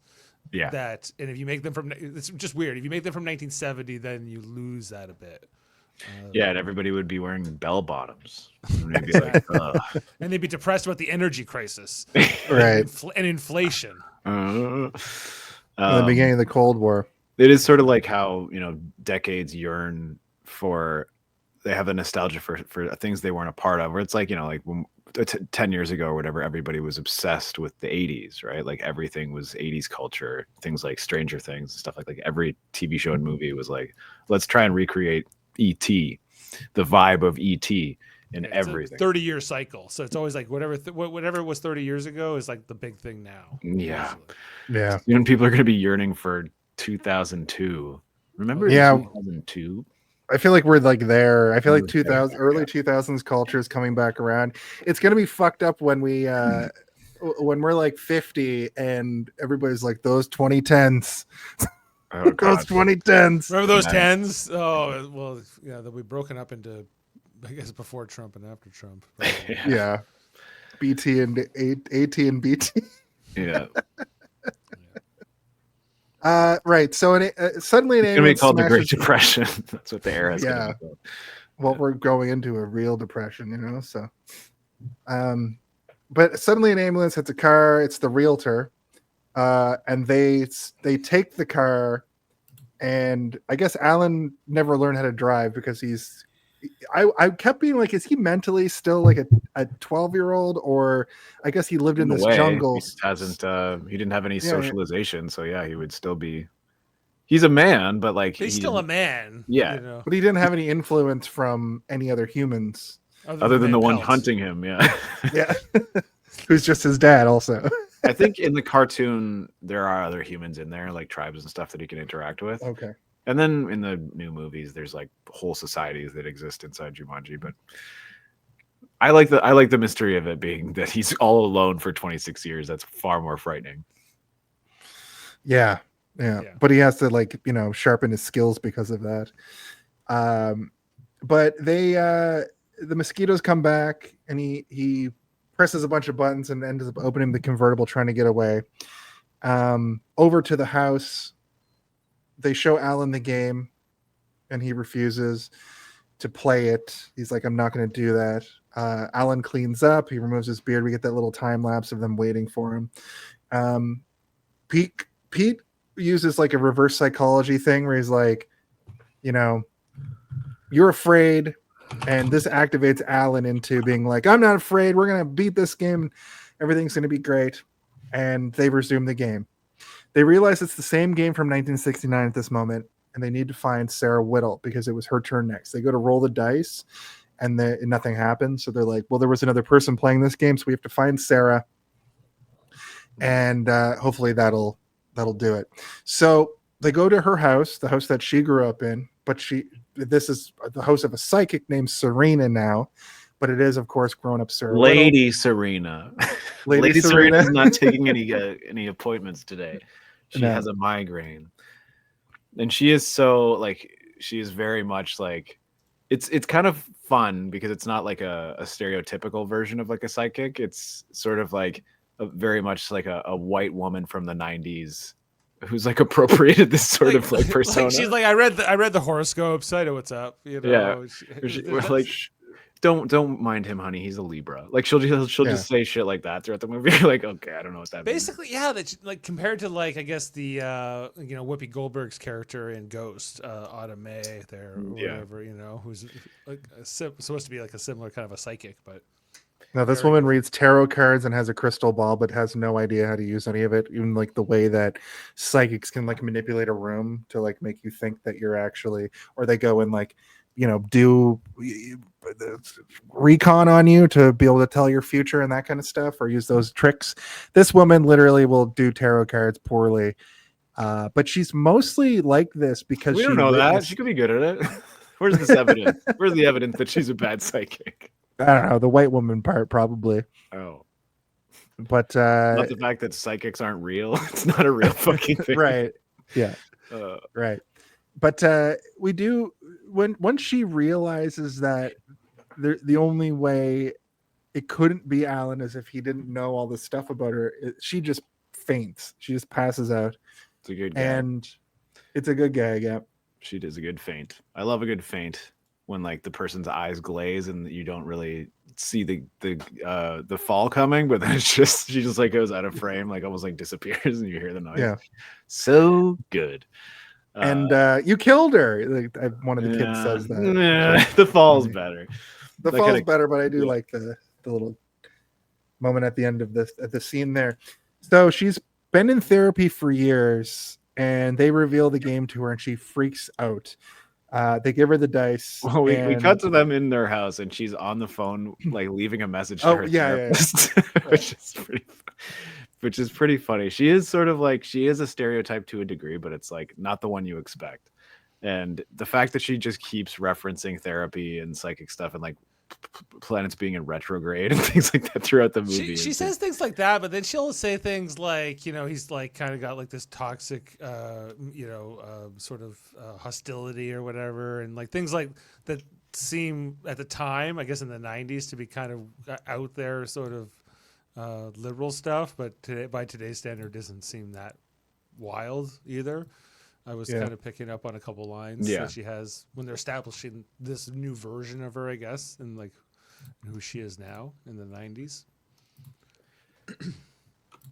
Anyway, I liked the little trick that Alan does to get her to roll the dice. And she's like, I refuse to roll these dice. And he's like, well, just hand them back to me. And he just goes, whoop. And she rolls the dice. Yeah. It's a sneaky move. And I wait for it every time. She deserves it. She deserves everything that happens to her now. So, I'm fine with it. Like, come on, everyone knows that's what he was doing. Right, I agree. And next is vines. The vines come out, and we find out that they shoot poisonous barbs, and that's the colorful flowers. But the yellow flowers will eat you. And I thought that in this whole sequence, we see both things happen. I think the barbs shoot but don't hit anything.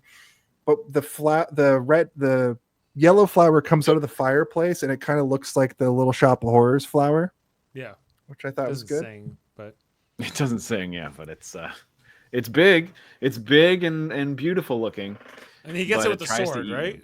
Yeah, he pulls a sword off of like the mantle piece of the fire pit, and it's a rusty old sword, but it does the job. He cuts the vine, and it's gooey and gross, and I love it.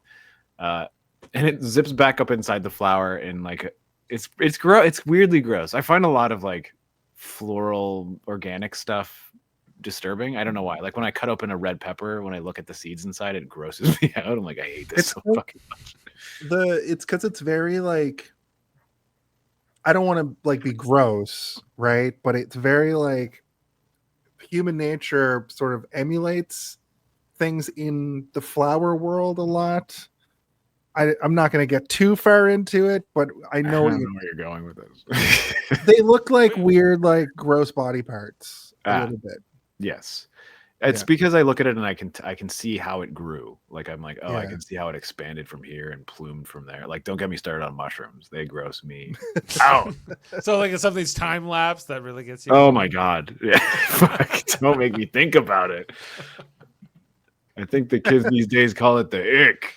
And I'll tell you right now, I got the ick for that. Interesting. Yeah. Okay.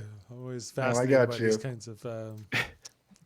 I'm fascinated by it too. Like I like. I wouldn't call it a phobia so much as I would call it like I just look at it and I go, ugh, ugh. But like when they do like Venus flyplant like style flowers in movies, like this, it really reminds me of like human body parts, like human reproductive body parts a lot. Oh, I see. Now I understand what you're talking about. I didn't want to be gross for once, I didn't want to just. No, but I didn't know what you meant. Just I have no idea what the fuck you're talking about.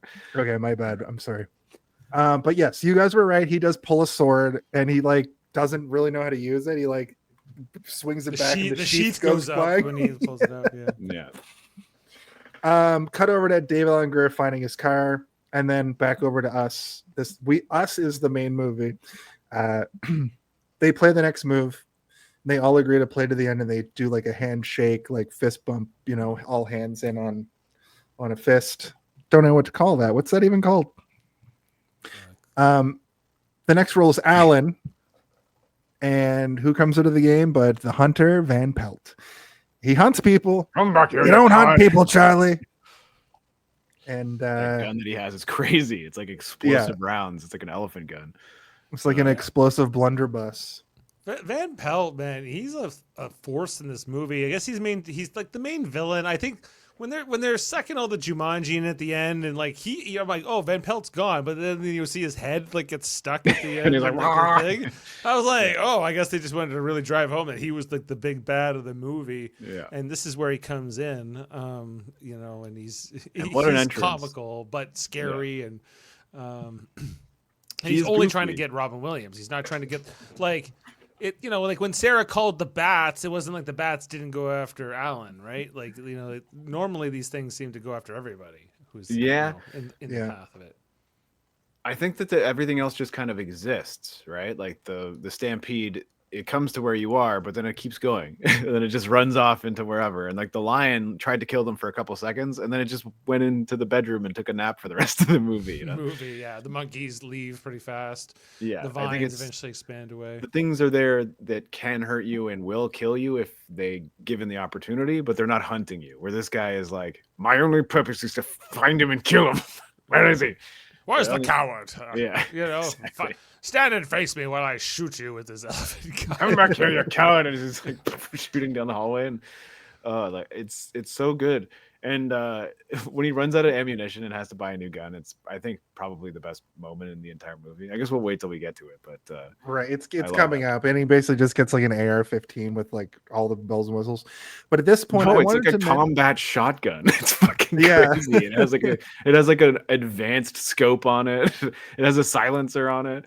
Remember when he's like shooting at him while he's being arrested, and you can like see the like the bullets hitting the ground behind his head. I'm like, this is dark. This is wild.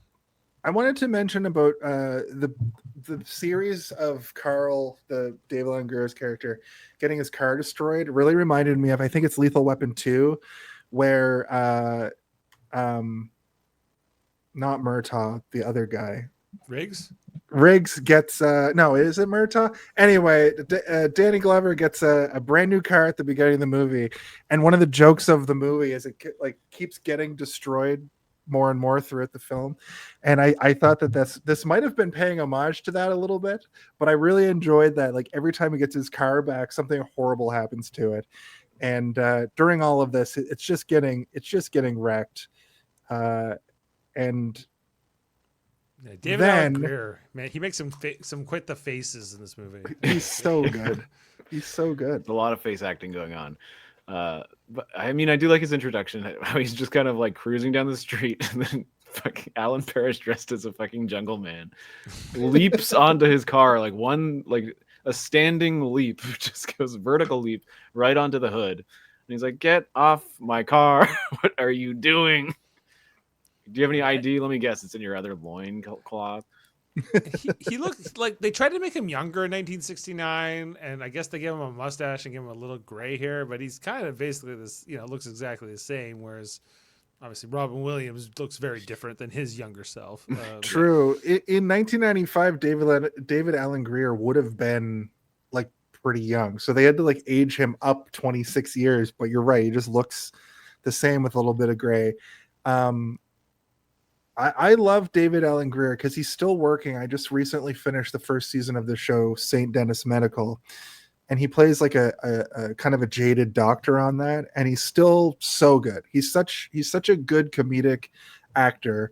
I loved In Living Color around this time. He was probably on that show. Like I think that show was still running at this point.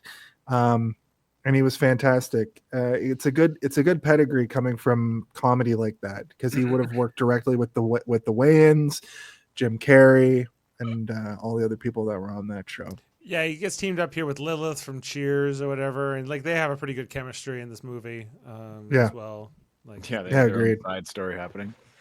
They want a whole spinoff. I think that's what a buddy cop where it's just those two fighting Jumanji crimes. Yes, just dealing with Jumanji, the Jumanji busters here, and they catch the monkeys, and they go across town and get the spiders. Whatever. There's an episode where they battle a mosquito. Yeah, they arrest a tentacle. Writes itself. Put the handcuffs on the tentacle, and like, you're going downtown for snapping my car in half.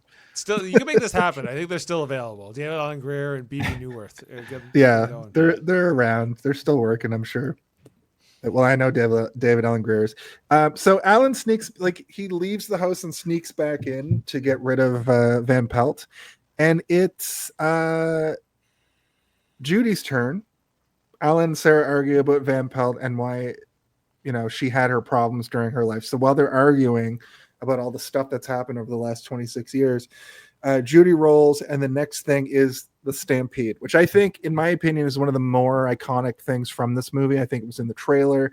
I remember this very vividly. It's one of the most prolific things from the movie that I remember. And the CGI is actually pretty decent. It's okay if you don't look too close. Yeah, true. I agree. It's And the about other as thing- good as the CGI in the rest of the movie. I think the best CGI is the tentacles. It's because it's not as complicated in the movie. And it doesn't need to. You can't compare it to anything because it's just Exactly. like vines don't really do that, right? Or Yeah. whatever. Yeah.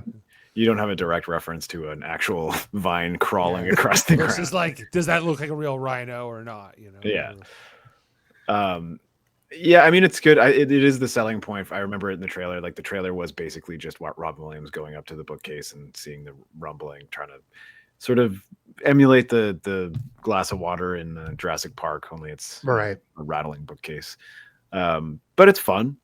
It's always fun to see them like running through the town, and then there's like that one overweight rhino that can't quite just, like, keep up with the struggling. And also it introduces a new sort of ripple to what the game is. And I wouldn't say this is like a theory, but it's more so, I think what I learned about watching it through the lens of being an adult and being able to see like the more of the grand scheme is the game produces a horrible thing, and then the thing tries to take the game from you. So the section you're playing, much like a board game, is you have to get the game back. You have to get it back. And this happens with each part going forward. So the pelican steals it, they go out to the river, they find it, they get the thing back. Later in the movie, the earthquake happens, it falls down, they get it back. Van Pelt's trying to take the board game at the part where they're at the discount shop. And I think that is the game of it all. That's what you're supposed to be doing. I don't know why it didn't really press that up till this point, which I kind of like goes against what I'm saying a little bit. But from here on out, it is very much a horrible thing happens. Whatever the thing that is happening takes the game away, so you can't play it anymore. I'm going to go ahead and call that Yeah, okay. Okay. Thank there's you. enough evidence to support it, but I think that there's enough evidence that you're making a case for it. Yeah, no, okay. It all Okay. seems very circumstantial to me, other than the pelican just being a dick. The pelican's like, "Wah." Because when Van Pelt steals it, he's doing it to lure Alan, right? He's using it as a trap. He's like, I know that if I have the board, he'll come for it. But I mean, yeah, it does. That board game goes through a lot. It goes on a white river rafting adventure. But they know they can't lose it, I guess, because they know they need to win, right? Yeah. Well, what happens if the board game like explodes? Like, what if it happens if it gets smashed? It's indestructible. It's magical. I don't think you can. I don't think it would allow itself to be destroyed. It's like the one. That's a good ring. point. Yeah, Yeah. You need to throw it into the mountains of Mount Doom or whatever at the heart of Jumanji, the actual jungle. The only way to destroy the board is to take the board into the jungle that's inside the board. So it's paradoxical. You can't actually do it. You have to cleanse it in the waters of Lake Minnetonka. Yeah, somehow gets sucked into itself Yeah. and disappears like the house in The Simpsons at the end of that one. Well, at the end of this one, they just throw it in the lake or something, right? Or the ocean. Yeah, they tie a bunch of cinder blocks to it and huck it off the bridge. And then not it a ends good up in one. France or whatever. They don't try to blow it up or anything like that. Like, I think burying it under the earth in the 1800s is the best way to go, but they don't know about excavation tactics in the future. Yeah, I think they assumed it would stay sunk, but we all know that nothing stays sunk, not these days. No, the kids will hear the drums. Yeah. And then we have our French people at the end like, qu'est-ce que c'est? I was like, French Jumanji might be fun. Okay, I let's would go. have preferred that to what we got. Sacre bleu. Oh. Van Pelt. Steve, Antifreeze in the wine. another Simpsons reference. Let's go. There's a Simpsons. Homer yells Jumanji in The Simpsons as well. So it's, Yes, he does. it's intertwined. Steve, tell us about the scene where Van Pelt goes and gets that gun, because you started to tell us, but we had to. Oh, it's just good.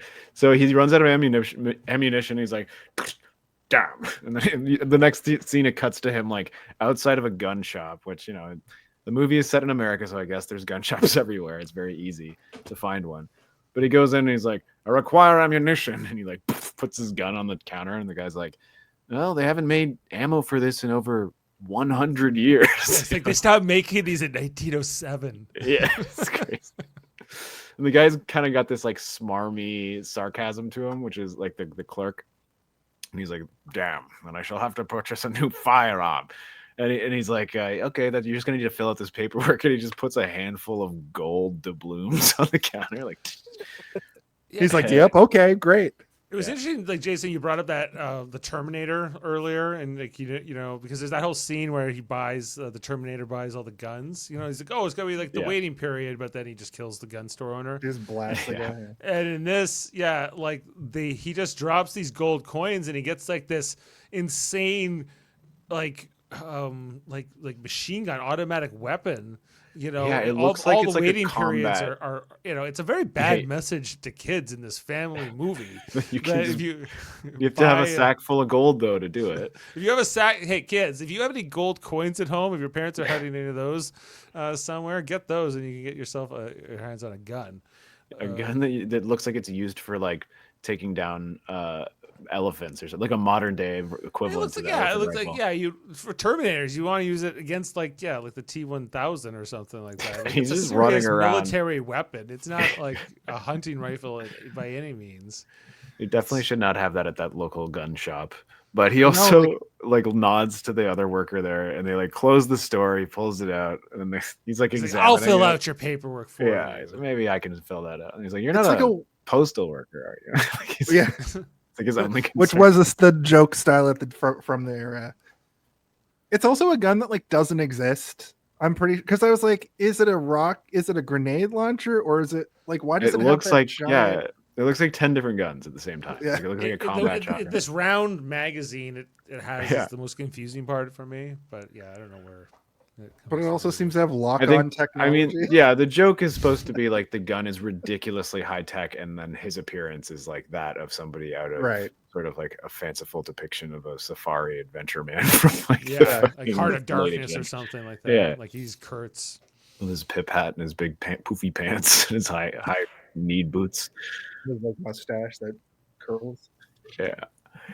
So he leaves. The other crew, us, as I keep saying, they hunt the bird. They go down to like a stream or like a river sort of thing.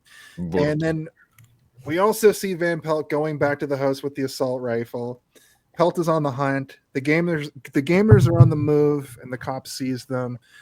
And that's that scene where they're getting arrested, and Alan is just like, okay, just let me get arrested, because they're seeing the bullets, like, so it's also like you said, Steve, it's got a silencer on it, and it's a sniper rifle, which this is a James Bond weapon.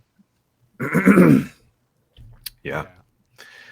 I mean, again, I think it's supposed to have that like goofy comical contrast, right? Where he's like, this fucking guy is using night vision during the day, mind you, like shooting with it. You still can't get him. You still can't get him. I think he's a bad hunter. I think he's just there to put fear in you, and he's never actually meant to kill you. He's just meant to put the fear of God in you and make you run. One of my favorite lines is from Robin Williams. He's just like, because Sarah goes, why does he want to kill you or whatever? He goes, why? I don't know. Everything about he finds offensive. You'd think it'd be a huge waste of his time. I don't know why that's always started. Like, he finds me offensive. You think it'd be a huge waste of his time, but no, here we are. Yeah. Can you guys explain to me? This always confused me as a kid, and also watching it again, it's still like is weird. So while this is all happening with Carl and the police stuff, Pete, I guess, is off to the side trying to like draw. They need 12 to like finish the game, and he's Yeah. trying to like tries to drop the dice so they land on 12, but like, do they not, or does the game know he was trying to cheat and that's why he gets turned into a monkey? I never understood. The game knows. The game it's knows both. he's trying to. The game knows that he's monkeying around, and that's why it turns him into a fucking monkey. Yeah, it's interesting because the only example we see where the game punishes a specific player for something, right? So Yeah. It's funny because like I can't remember what the exact rhyme is, but she's like, "You tried to cheat," and he's like, "No, I tried to drop the dice so they would land on 12." And he's like, well, honey, that's that would cheating." be cheating. Yeah, really, that's a good one. And then also, did you guys notice when Pete he grabs the game that's like coming down the river and he hangs off that like log almost like a monkey? Was that like done on purpose because he did that little move? I've been thinking about this also for 35 years. I think that maybe, but I think he turns into a monkey literally because he's monkeying around with the rules. So Okay. like, because you're monkeying around, you turn it into a monkey. I think Steven's correct on this. Yeah. Okay. Thanks, Dave. It just happenstance that like 4 minutes ago he hung upside down like a monkey. Interesting. Just a random comedy shot of the monkeys wreaking havoc. The town is in disarray. They're losing their mind and looting because the monkeys watching The Wizard of Oz. They're like, Yeah. They go inside Yeah. the store with the Wizard of Oz on it, and they just fuck up the entire electronics store. It's so funny. This movie's good, guys. It's great. It's fun to talk about. It's easy to follow, which sometimes my notes are like, what am I? Anyway, Alan and Carl discuss the shoe factory and the shoe he invented. And this is when he's like, it's me, Alan. And Carl slams on the brakes and they have that moment where he realizes that like, what, this magical thing that has happened is happening. Anything to add there? I thought that was kind of a pivotal moment, but I think that's pretty much just what happens. Yeah, it is a pivotal moment. Like when he slams on the brakes and he's like, "What? It's you!" But then, and this is when he lets Robin Williams go because he's like, now he's believes him and he's on his side and they're working together, I guess. He does the old mind fuck of like, it's me, Alan, and like he's like, and apologizes for getting him fired, right, from his father. Yeah. He calls, he's like, they used to call you the Soul Man. And he's like, yeah. And I was like, I guess did they call him the Soul Man because he put the souls on the shoes, or did they call him the Soul Man because he designed the shoes? Because he stole people's souls and put them into the shoes. Oh, something Probably I because never considered. I always thought it was probably like he was either like a singer or that was the kind of music he listened to or something like that. Oh, I thought it had to do with shoes because he works at a shoe factory. It makes sense, like when you said that, like the SOLE man. They called him the Soul Man. Yeah. I was like, well, maybe he did work at a shoe factory, but I always would they think of all it be too soul late. men? Yeah, I always think of it too late because I'll be watching the movie and then we'll get through the shoe factory part. But I always mean to when I'm watching the scene of what he's actually doing in the factory. Because if he's putting the soles on the shoes, then it would make sense that they call him the Soul Man. Like, hey, the Soul Man over there. You know, in my head canon now, he was the Soul Man, SOLE man. Yeah. I'm not the only one. And he really liked The Rock's dad, Soul Man Rocky Johnson. Also, Right. that's my true. head canon. That was his guy. That was the biggest wrestler of 1990. Even though he wasn't wrestling. Was he wrestling in 69? I guess he could have been, right? He was probably a young wrestler. Rocky Johnson wrestled through the 70s mostly, so maybe he was in the amateur circuit in Brantford. Was he for Nova Scotia originally or something? There are I don't know if he might be from New Brunswick originally. Oh yeah. I'll look that up. In between the part where it's revealed that he is the Alan and the scene that we just talked about, Van Pelt steals the game from the gamers and the town is freaking out, as I mentioned. Pete is now slowly turning into a monkey and the stampede hits town square. I wrote a note asking the question of the last theory about like, do all the units that come out of the game destroy / try to steal it? We talked about that. Who made this game and why was it created? We also talked about that. So just to fast forward a little bit more, Alan convinces the cop to let him go, handcuffs him to his car, and they actually as Alan walks away, they hear over the radio that the town is being kind of attacked by everything, and they head downtown. Van Pelt is now hunting the gamers as they try to escape. It's very funny to me that as soon as what is his character's name? The Soul Man, Bentley. Officer Bentley lets him go. He immediately handcuffs him to the door, and then within seconds has to get back in the car with him and drive the car. Oh, not only that, but Robin Williams threw the keys away. But he could have got them before he got in the car. You know how long it would take him to find the keys in that fucking cornfield? He would never find those keys. Like it was just like this Alan Parrish does not have his shit together. His dad He's was 12. He needed to go to that school. He needed to go to the Parrish boys school and learn something. You're right.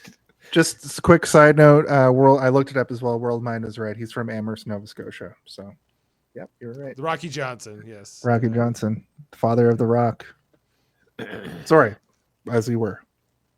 No, we're just talking about how funny it is that he has to get back in the car and drive with David Alan Grier's arm over his shoulder, basically. And David Alan Grier is not even that upset with him. Really, about the whole thing. He's like, I get it. I guess, you're a Jumanji man, and you were just trying to protect me from all the Jumanji of it all. Yeah. But now you need my car, so they have to go to the hardware store, right? And I can't remember how does he get his handcuffs off? I can't remember. He has to saw it off. He goes to the hardware store and he gets a saw and figures that part out. But yeah, luckily they're also at the big box store fighting Van Pelt in the. It's kind of like a big box, right? Where there's everything you could possibly want for a Home Alone inspired takedown of an enemy. Yeah, basically. It's like a Walmart or something. Well, that's what I thought too. I thought it was, but they keep saying discount store. So it's almost like it's a liquidation store. It's just a store that has everything. It's one of those. It's basically a Walmart, but they didn't want to say Walmart. It's Jingle All the Way store. Yes. I was watching the finale of The Last of Us last night, and they're in like a little section where there's a Costco sign, and for some reason the Costco sign is untouched, like it's not lit up, but it has basically no damage to it, and it was the weirdest product placement I think I've ever seen in anything. Like, why would everything it be else damaged? Well, everything else in the whole world is all fucked. It's like zombie apocalypse 20 years later, right? So like high up. More messed up than it should be a lot of times, though. I guess this sign was perfectly legible. Because you got to imagine that they don't like clean Costco signs on like a weekly basis or anything. It probably sits up there for 30 years before anybody ever goes up there and scrubs it down. Yeah, it was more that they made a point of just making look, their base is an old Costco. Isn't that funny?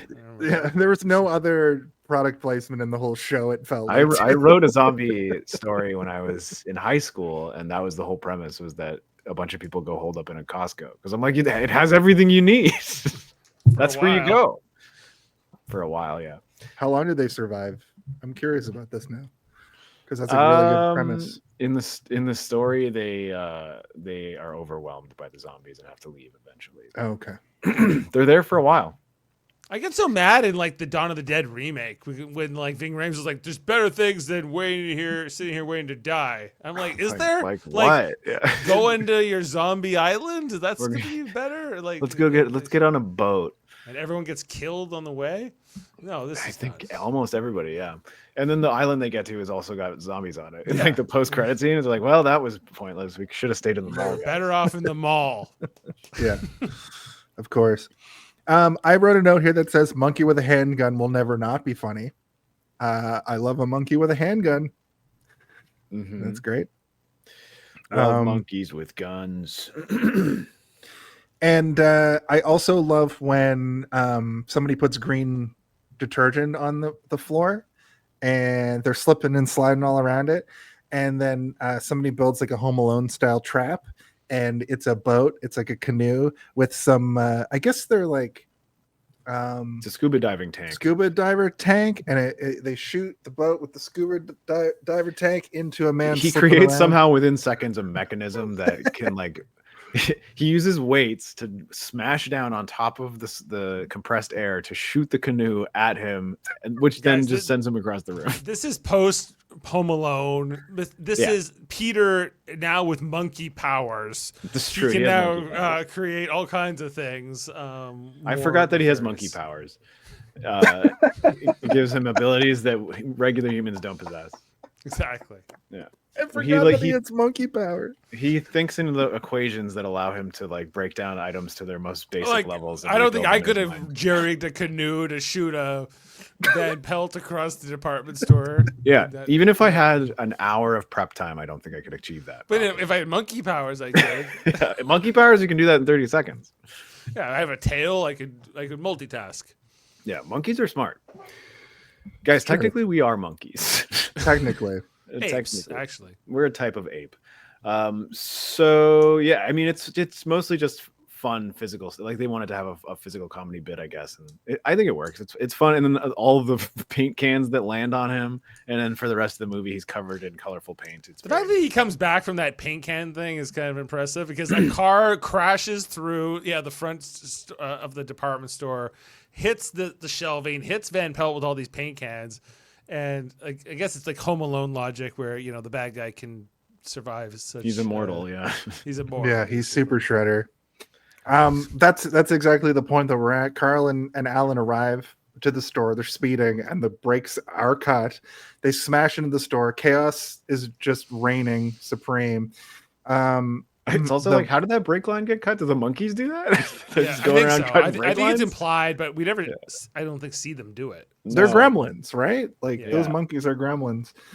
The aunt hears about the stuff happening in town on the radio, and she just sees the stampede go by, and a monkey in the back seat makes her cry. Yeah, she's listening to like a self-help tape. So she's like oblivious about what's been happening in the town all day. Basically. It's such a funny bit because she's not only is she listening to a self-help tape, but she's mouthing along the words to every word like she's listened to it 100 times, and it's not even the first tape in the set of tapes; it's the third one. End of tape 3. Like it's a weird takedown of like therapy and self-help in this film. It's like they keep a couple jabs from the Sarah's character, now from the aunt, right? That's kind of hippie stuff. The writer of this movie didn't believe in therapy. No, only crackpots and weirdos. Is he a Scientologist? I think that therapy could have helped both of these women. Honestly, I think therapy could have helped every single person in this movie. Yeah. I think Alan needs therapy. Definitely. Alan goes through and then goes through like a time loop situation where he relives his whole life. Anyway, we'll get to that in a moment. You know that Sarah made him go to therapy after all that. Yeah. Like, listen, you're going to therapy. You had to fight Van Pelt for 26 years. I think you need it. The gamers head home. Pete is a full monkey now. Alan gives him a pep talk and about becoming a monkey, but the thing is Pete's crying not because he's afraid of what's happening, but because his tail is jammed into his pants. So Alan rips a tail hole. Yes. Yeah. What is this? Something that was only between boys? Like, is this what was happening here? Yeah. Is this a reference to? Because I guess the idea is like, oh, I got something I can't talk to the girls about here, and then so Alan's like, oh, okay, this is like a bonding moment, I suppose, between Peter and Alan. A man-to-man moment. A man-to-man moment, but Alan doesn't have a tail. Maybe he got turned into a monkey once while he had was 26 years. I don't know. Maybe it wears off. I don't think it was supposed to be a euphemism for an erection, Jason. I think it was too. I'm kind of with Jason on this. I got a monkey boner or something. I've got a monkey boner. You got a monkey man's boner. Our view just went up. We got more views now than we have. People love monkey boners on the internet. What can I tell you? What can I tell you? Hey, turn that off. Did they say monkey boner? Oh, this video just got demonetized. They said monkey boner too many monkey times. Boner. That's right. But the host. I mean, maybe it is a euphemism for a monkey boner. I don't know, but I think it's also just a cute, funny moment that is like he has to. No, I agree. Release his the birds, tail. the bees, and the monkey boners, and all. Well, else. The fact that he's trying to give him a pep talk about like everything's going to be okay.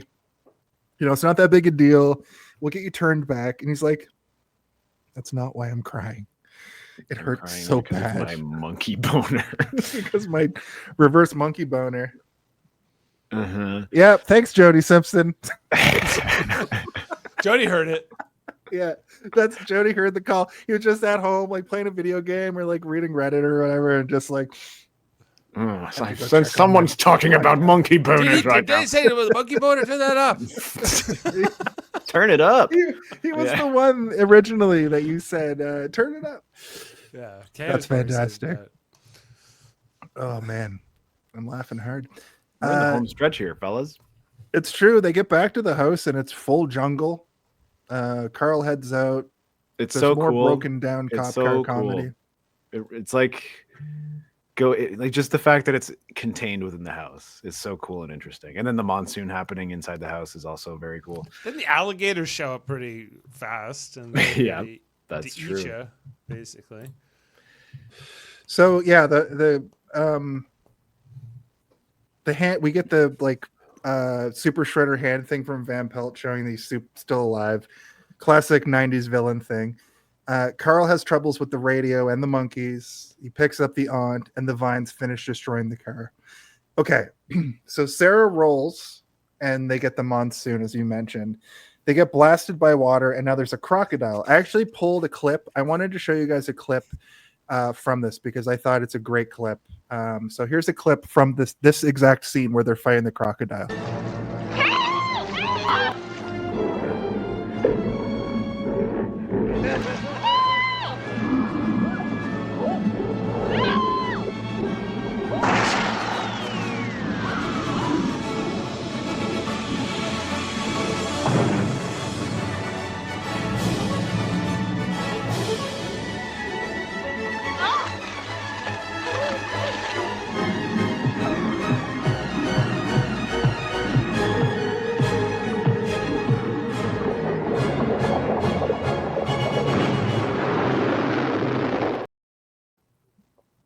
Well, that was something. I think the joke would have landed harder if it was revealed that is in fact Robin Williams playing Popeye. Well, it is. I know, but you need to know that. You need to know that fact. Oh, if you don't know that, that's random. We all knew. It's true. I think we did know. I've never seen that movie actually. Yeah, that's the most I've ever watched of Popeye. I did not know he fought a giant octopus. I kind of want to watch it now. In the muddiest, weirdest scene, that's what it looks like for like 5 minutes. It's one of my favorite movies of all time in a similar way to Jumanji. I had it on VHS as a kid, and we will eventually. We've talked about doing it on the show. I think we will do it on the show eventually. That's one of those ones that I refused to believe existed for a long time because I was like, that's not real. Robin Williams never played Popeye. It's weird that it's Robin Williams in 1981 specifically. Before he's done a lot of other things yet, and it was pre them making every cartoon show into a live action movie. Yeah, right. It lines up with Nintendo almost using Popeye instead of Mario as their mascot, which was real. What a world we would live in right now if there was no Super Mario, Popeye Galaxy, Super Popeye. Super Popeye Odyssey. I'm kind of into it, actually. Me too. The Super Popeye Brothers. Yeah. Why does Popeye it's just Bluto, I guess. Yeah. Anyway, thank you for indulging me. I really wanted. I was been laughing about that all day. I was like, this reminds me of something. A woman from the majority of that clip, I was like, why is he playing Popeye? Is it just because of water? I don't understand. And then when Popeye shows up, I'm like, oh yeah, I forgot Robin Williams is Popeye. This makes more sense now. I get the joke. It's like the love interest getting taken by the animal, and why does Robin Williams have 2 movies where he fights an animal in water? Because anyway, fighting. Yeah. Well, he also has a movie where he makes out with 3 mermaids underwater. True. That's I weird. should have played that. I should have played that part, but we've already covered Hook. That's true. Which movie's that? Hook. Yeah. Oh, right, Hook. They're technically breathing into him to let him not drown, but they're making. But everybody has a boner. It's so weird. They have a monkey boner. Yeah. Fish boners. Fish boners. Gross. Hey, it's where they have to go. Yeah. So they do several more quick sequential rolls, and they all are rolling like shit. They all roll 2s and 3s for the next 10 minutes of the movie. So the Jumanji is just spitting out one after another. Monsoon, which comes with crocodiles, I guess. They're part of the monsoon because they didn't roll for crocodiles. They rolled for a rain. And the game floats away at this point too, which is where I started to be like, interesting. I think they're just bad at holding on to the game. Or, just really or is the game trying to get away so you can't end the game? You know, like that could be it. Yeah, I never really prolonged. considered that until this discussion, that the game is sentient in its own capacity. It has some kind of a mind, you know, or some kind of a purpose, you know. Monkey Right. Boner's senses are Surviving. It doesn't want everything to go back inside of it. It really just She wants just turned to it, and the first thing she heard was Monkey Boner. Well, you have to go through all the steps to understand how we got there, but it was, and then a million more Monkey Boners. Well, it caught on fast. What do you say? When we publish the episode, go back, rewatch. It'll all make sense. Yeah. Actually, pause this live podcast. Go back and watch it from the beginning. There's so many comments. It's something you can only talk to your dad about, really. You know, It's true. He'll pull the tail out of your pants. Or your surrogate father in this case. Don't like that. Yeah. So they do several more sequential rolls, and all of them, I would they say. end up in the attic because oh god, yeah, he has redundant organs of everything. That's true. He has 4 testicles. The Klingons have 4 Perfect. testicles. Oh my god, We think so. I didn't know about this. After Yeah, they end up in the attic. The figure out where spiders we show were. up, which is the worst. The gooey spiders. I think out of all the practical puppets in this movie, the spiders are maybe the least effective to me. Like they feel very puppety. They are very puppety, and like I don't know, like coming off arachnophobia, and those other, you know, like a couple of years earlier from this. I've seen better spiders. Before we get to that, they climb onto the chandelier. Alan does hop in the water and fights the croc barehanded. Carl and the aunt get there. They kick the door once. It busts open, letting all the water out into the town. Now there's a river in town. They get the name. Alan and Sarah almost kiss, that's the first time that's teased. And they make it up to the attic, and Alan makes a clue joke, which they don't give a fuck about, which I thought was funny. And the next thing that happens, I think the funny thing about that joke is that he gets very deadpan serious at the end and then goes, clue. Yeah. he just thought they didn't get the joke. It was Professor Mustard in the fucking foyer with the Allen wrench or whatever. And they're like, he's out of practice with his jokes. Yeah. He's just using the same jokes he told when he was 12. He hasn't heard any new jokes. All his new jokes are about monkey boners in the jungle. This is all he knows. You know, you can't really blame the guy. And there's kids there, so he's trying to keep it PG. yeah, for this like PG movie. Yeah, don't worry, I'll be discreet about it. But yeah, it is quicksand next. The CGI floor, it The looks spiders god-awful. come after that. Yeah, the CGI floor is bad. We talked about it already, but I think it is the most egregious out of all the effects. It's just bad. Like it's like a weird liquidation effect on wood grain, so it just looks very early. Until it CGI once it video game. freezes, it's fine. You know, like Oh, it looks once, great when he's frozen in it. Yeah, when he's like and they're like stuck and hardened. everything else. But get in there, that little transition with it doesn't even really look good for the time. No, and Right. he's like miming his hands getting stuck in it, and it just doesn't match up. This is one of those things where I'm like, go back and just make it turn into actual quicksand. You know, like It's make something it you can only do in private with Robin Williams, Heather. It's a long story. You gotta watch the movie. You'll get there. It's better than Hobo with a Shotgun, I promise. And yeah. I Also, think we Heather, all come agree. on the show. Come on the show. You're invited. All right, Heather is a great guest. I've seen Heather do various things of yours, and I didn't know her last name, so I couldn't invite her. Now I do. Now you're trapped. Exactly. Fantastic. So yes, you're right. They roll. Judy rolls again. Send back 2 turns. Then Pete rolls. Alan and Sarah are trapped in the floor. Spiders come out. Sorry, we got to the spiders. He sends Peter to go get an axe, and Peter does a fucking straight on Deadpool look at the camera when he's bashing the shed open with the axe he's been sent to retrieve. Which when I was a kid, it made me laugh, but now I'm like, it's so so out of place. Like there's no moment in the entire movie of somebody looking straight down the camera lens like that. He just goes full Deadpool. And you're like, whoa. So I want to ask you guys about this because this is my memory of this part of this movie. When he goes up to the shed, it always seemed sped up, but I realized I only watched this like primarily on television, like it was always on TV. And I think they might have sped this part up for time because when I watched it today, it just looked like normal time. But in my memory, it's sped up. So did this scene look weird to you guys at all? Because it didn't to me. But I do have this weird memory. Okay, not to me. But you know, it's not to say you're wrong. It is a funny gag. I want to tell you a little anecdote about my wife. She has this thing where, because of this movie and the Santa Claus specifically, where she has like almost a phobia of people getting turned into things against their will. Oh. And it stems directly from Pete getting turned into a little monkey boy and Tim Allen getting turned into a Santa man.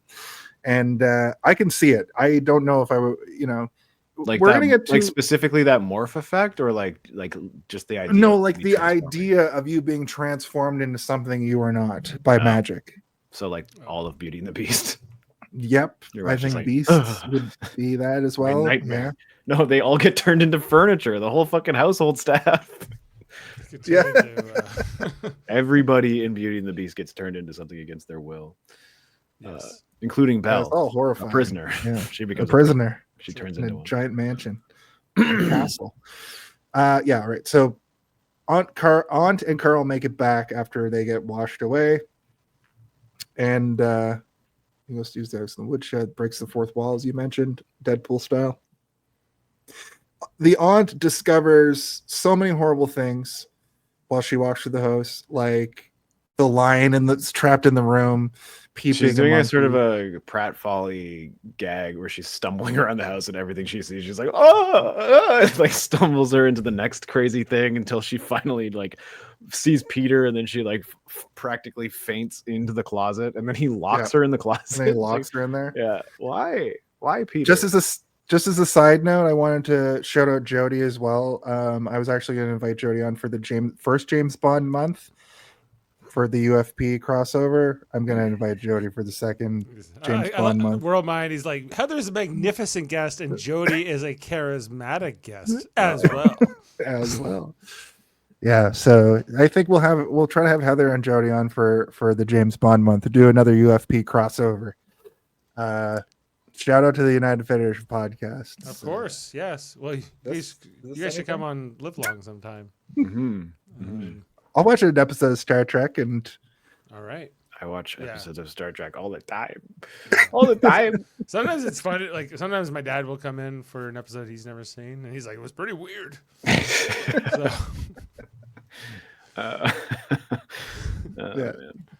So that planet's getting that planet addicted to drugs? This is an interesting allegory. That's weird. All right. Yeah. So and then the earthquake. It's a turn. It's a speedy amount of Jumanjis that happen. They roll and go ahead. I was just gonna say they only need 7 left for like a while. Yeah. And at this point, and they're all rolling like shit. They're all getting 2s and 3s. It's Sarah's turn, but she's like Alan's face is trapped upwards, and she's trapped downwards with her arms in the ground. And so they come up with the plan to put the dice in Sarah's mouth. Forgot about the best gag of the movie when they're trying to pull him out of the sandpit, and they keep giving him stuff that breaks in half. He's like, "Stop giving me things that come apart." Like they give him a trombone and like a conductor's stand. Yeah, that was a good gag. I like that. That's some funny stuff. But the earthquake happens and the floor breaks apart, which I'm also like, is this when he sent him to get the axe, was the intent to cut the floor open, or was the intent to fight the spiders? To fight the spiders. I think it was to fight the spiders. I thought it was to get him out of the floor. But I don't know if I'd like it. He tries to blow at the spider too, to like shoo it away. Yeah. I remember, like, I always remember that from when I was a kid too, being hilarious. Like, I keep almost saying Adam Sandler. Oh, Adam Sandler and Jumanji would be great. I think that, yeah, especially how like at this age, Billy Madison era Jumanji, though. It's a Jumanji. What the hell? you did his face perfectly there. Oh. Yeah, that's great. But there's this chaotic moment towards the end here where Judy gets shot in the neck with the poison barbs. Pete's fighting the spiders. Sarah rolls. Judy goes down. Earthquake happens. Spiders scurry off. The floor starts to crack. The house breaks in half. And the game falls down onto a ledge. And Alan swings on a vine, narrowly escaping the lion, and is about to roll the final Jumanji when Van Pelt final bosses into the place. So this is the only thing that I think goes against your theory of that the things in Jumanji that come out of Jumanji are trying to make sure you can't play. Hello, praise. The reason I think that is because Van Pelt would know that they have dice to roll, and he would want him to not roll the dice, but he's the one that tells him to drop the dice. Like, drop them now. So Okay. it is a direct result of Van Pelt's intervention that basically allows him to roll the dice, right? So I think that kind of removes the idea that everything that comes out is trying to make sure you can't complete the game.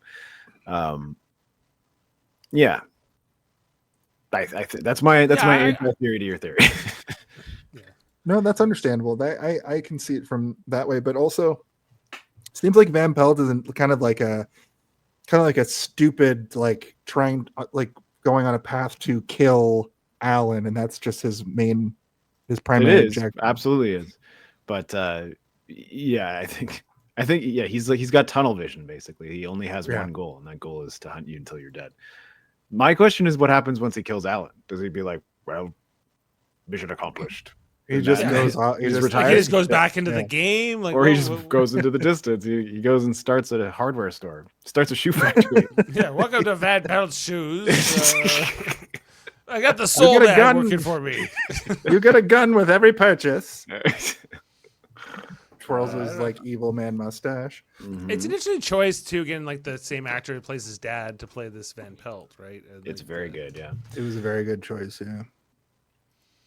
They do that in a lot of like renditions of like Peter Pan and stuff. Like usually the character who plays Wendy's dad will play Captain Hook, kind of thing. It's just it's a thing they do in certain media that it kind of strengthens the meaning, the theory behind what it is in terms of like what's the theme here. Okay, it's lost, but it's also this estrangement from your father, even though you're living in the same house as him. You're scared of him, literally. He's like a monster to you, and then the monster that he's most terrified of comes out and has his dad's face on it, but he never mentions it. He never says like, you look exactly like my dad, or he doesn't call him dad by accident or something. To the point that like I probably knew this at one point that they were the same actor, but even today watching it, I'm going, that's the same guy, right? Like, of course it is, right?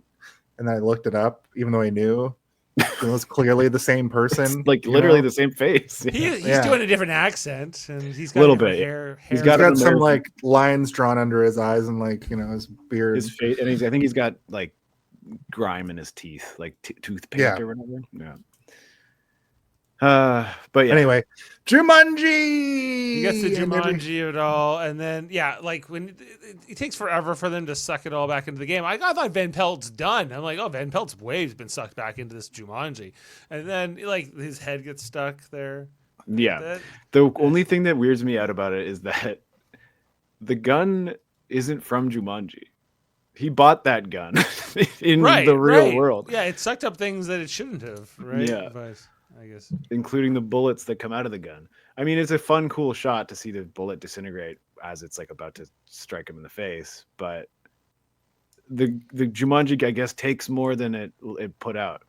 I wonder what else it took. Did it take the rest of the police car? That would be funny. Well, also like when things are getting sucked back in from the city, it's further destroying the house. Like things are coming in through parts of the building that are even destroyed. Or maybe it's sucked in the whole timeline.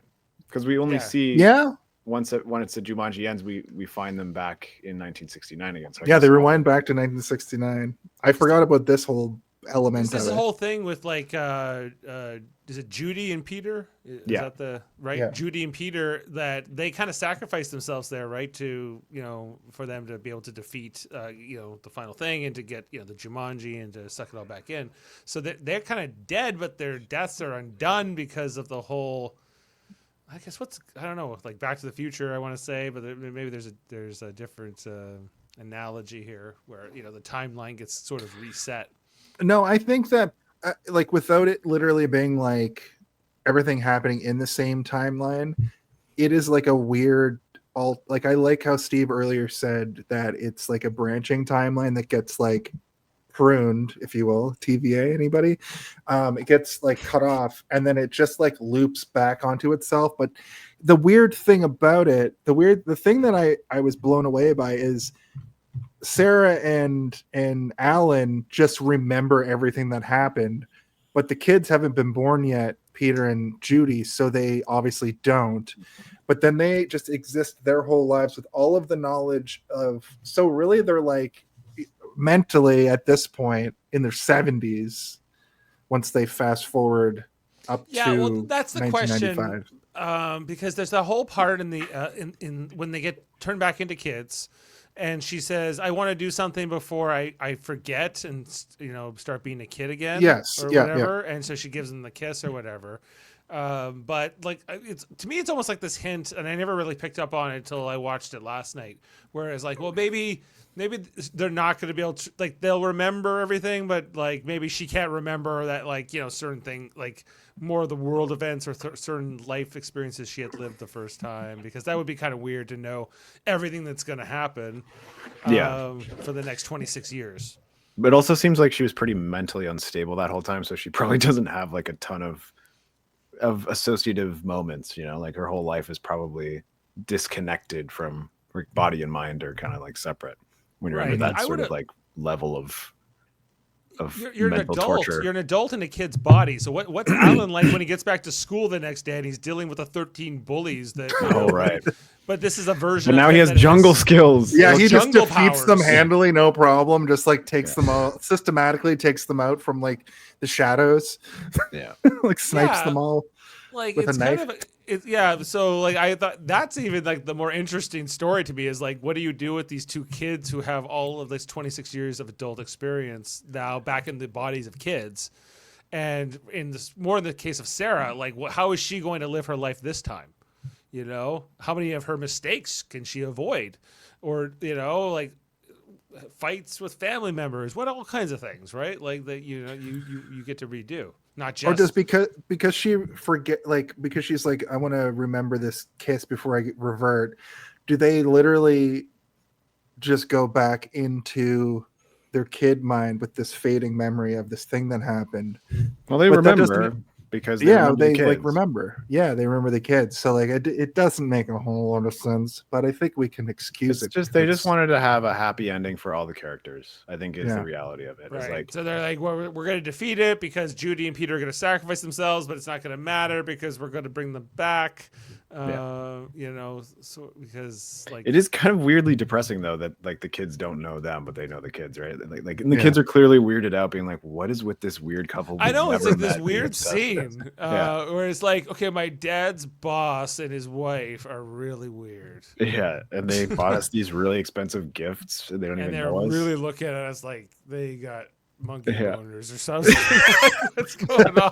They all have monkey. Why do they all have monkey boners? Well, it's the word of the day.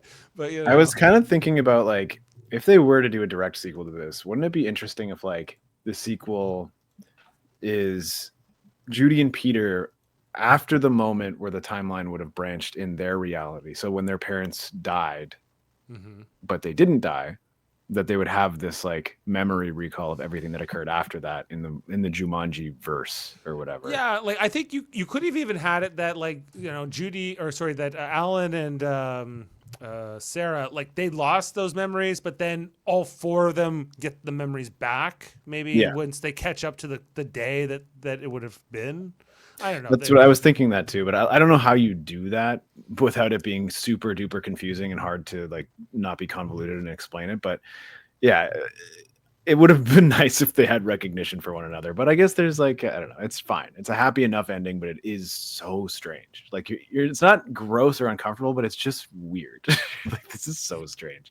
Right. But that it's kind of like at the end of Masters of the Universe, which, I love to bring up. When Tom Paris and Courtney Cox they're like, no, don't let your parents go to the car accident or the plane trip. And here it's like, don't go to Canada. Never. It's going to kill you. Like, they use kilometers per hour up there. You'll get confused. And the end of it. Well, I was going to ask you, Steve, do you, watching the show, since I had to fill out so much more information, does the show all happen? Obviously you may or may not remember. Does it all cartoon happen show? Yeah, does it happen within the context? Okay. I just tried to look at the jungle. That's all. I know. I just tried to look up like the plot, like the synopsis of the show, and it's the same plot as the movie. So I'm wondering, I also read another thing that allegedly it adds more context and lore, but without actually going and watching literally 3 seasons of this show, I'll never know. But like maybe they explain this a little bit more in depth. Who knows? We'll never know. No one will ever know. The show was deleted from all archives. Yeah, good luck. It Jumanji'd itself. If you're watching this, please find us the television program Jumanji, and we'll do a. No, we won't.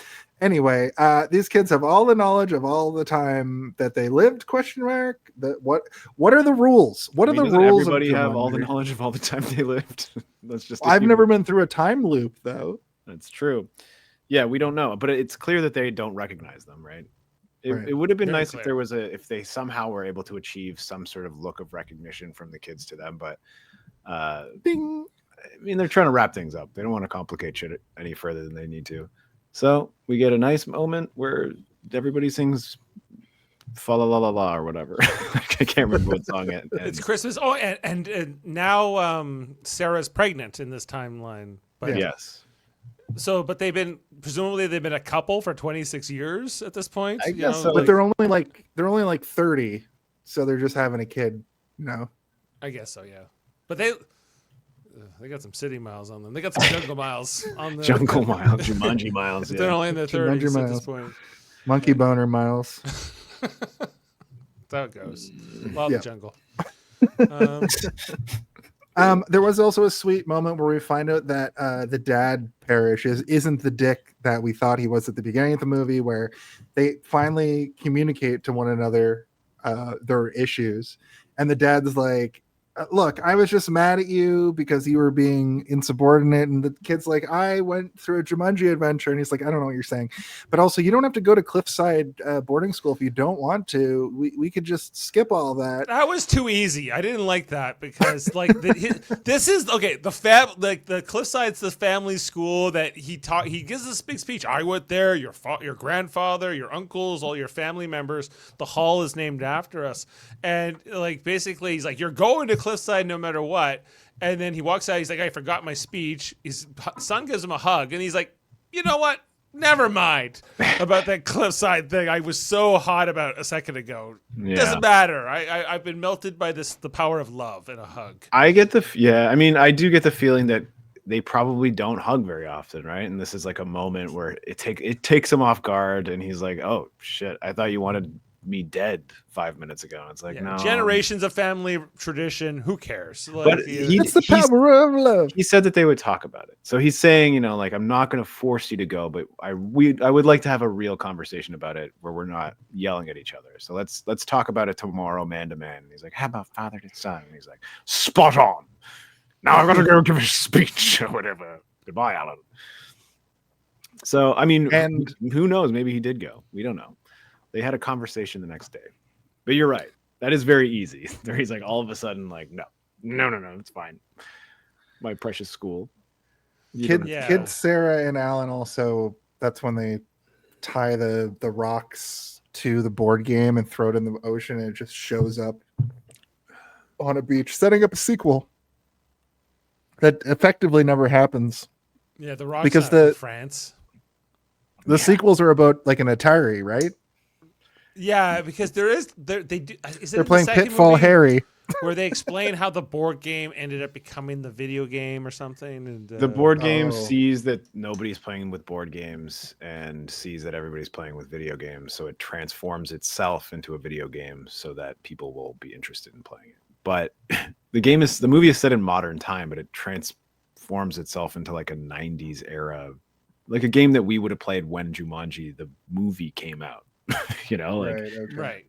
it's Like it's an weird. SNES era. Yeah, it doesn't turn itself into like an Xbox or PlayStation game or something, or like a sweet gaming PC. It's like, no, it's turned into a cartridge-based video game We're system. sticking with the retro thing. We like the Yeah. retro vibe here. Exactly. I mean, like if you look at the amount of years between 1969 and 1995 and 1995 and 2018 or whatever, it's similar. Like that, the retro cartridge-based game would be the the equivalent. So it does make sense. The equivalent of what? like Because- the game equivalent. We Like, established there that the board game had been around since 4200 BC, though. Yeah. Like, so Oh, okay.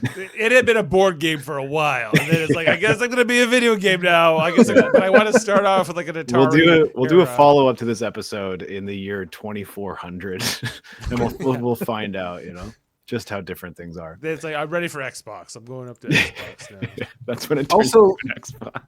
But the parents being warned about their untimely demise, does that force them into a That's how Final Destination happens. Yeah, isn't that a Final Destination situation? It Could is. be, yeah. We don't really get the answer to that question. I guess we'll have to find out after Christmas. Yeah, it might be sad. And a happy new year. When But I cars guess they just have keep like they'll be careening raised into by their car. Robin Williams and Helen Hunt. He keeps there or whatever. denying PTO like constantly. He's scared they're gonna die. He's like, no, you can't go on No, vacation. you can never go to Canada ever. Yeah. They try to quit and he just blackmails them into. You're not staying even on allowed the to own a job. car. Like Yeah. it's over. Well, I mean, the Parrish family has enough sway in this town that Because we never actually see like Robin Williams and Bonnie Hunt there actually learn how their parents died. Like there's no conversation in the movie where they get like that information's given to them directly, but they Right. seem to know all about it, I guess. car crash. Yeah, I think they just say car crash. Because it's all told to that realtor, remember? Right, Like, yeah.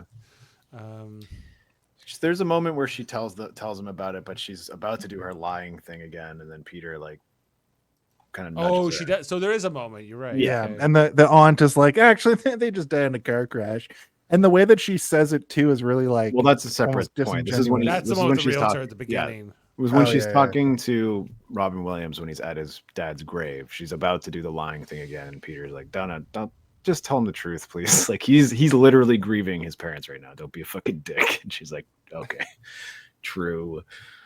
I can't be a weirdo all the time." Can't rain all the time. But that's the end of the movie. We made it. It's true. Final Oh my thoughts, God, anybody? don't do that on the podcast. I don't like it. I don't like it. Let's do our Home Alones. If you had to pick one, What do you think the Home when Alone of it is all? the Home Alone of it all? Can someone please tell me when the Home Alone? I really gotta When's the know. Home Alone When of it all? is the Home Alone of What it all? is the Home Alone of it all? Now Damn that's it. the Home Alone of it all. I love the sound design on this clip. It's great. We're Well, going to the animated series. I haven't even watched Yeah. Oh no! I'll Deep in the explain- jungle. Yeah, okay. I was gonna say I'll explain that, but you all looked at it. The idea of the Home Alone of it all is in the movie Home Alone, and many movies after it have that moment of like Kevin McAllister slaps down the blueprint in the movie and sets up the horrible kill box for the nightmare home invaders. Of course, that's the part of the movie we're all there to see. So Steve and I have sort of transition that over to most movies where you can sort of pinpoint that segment in a lot of film. In addition to that, this is of course the Home Alone of it all, the final thought, and the rating.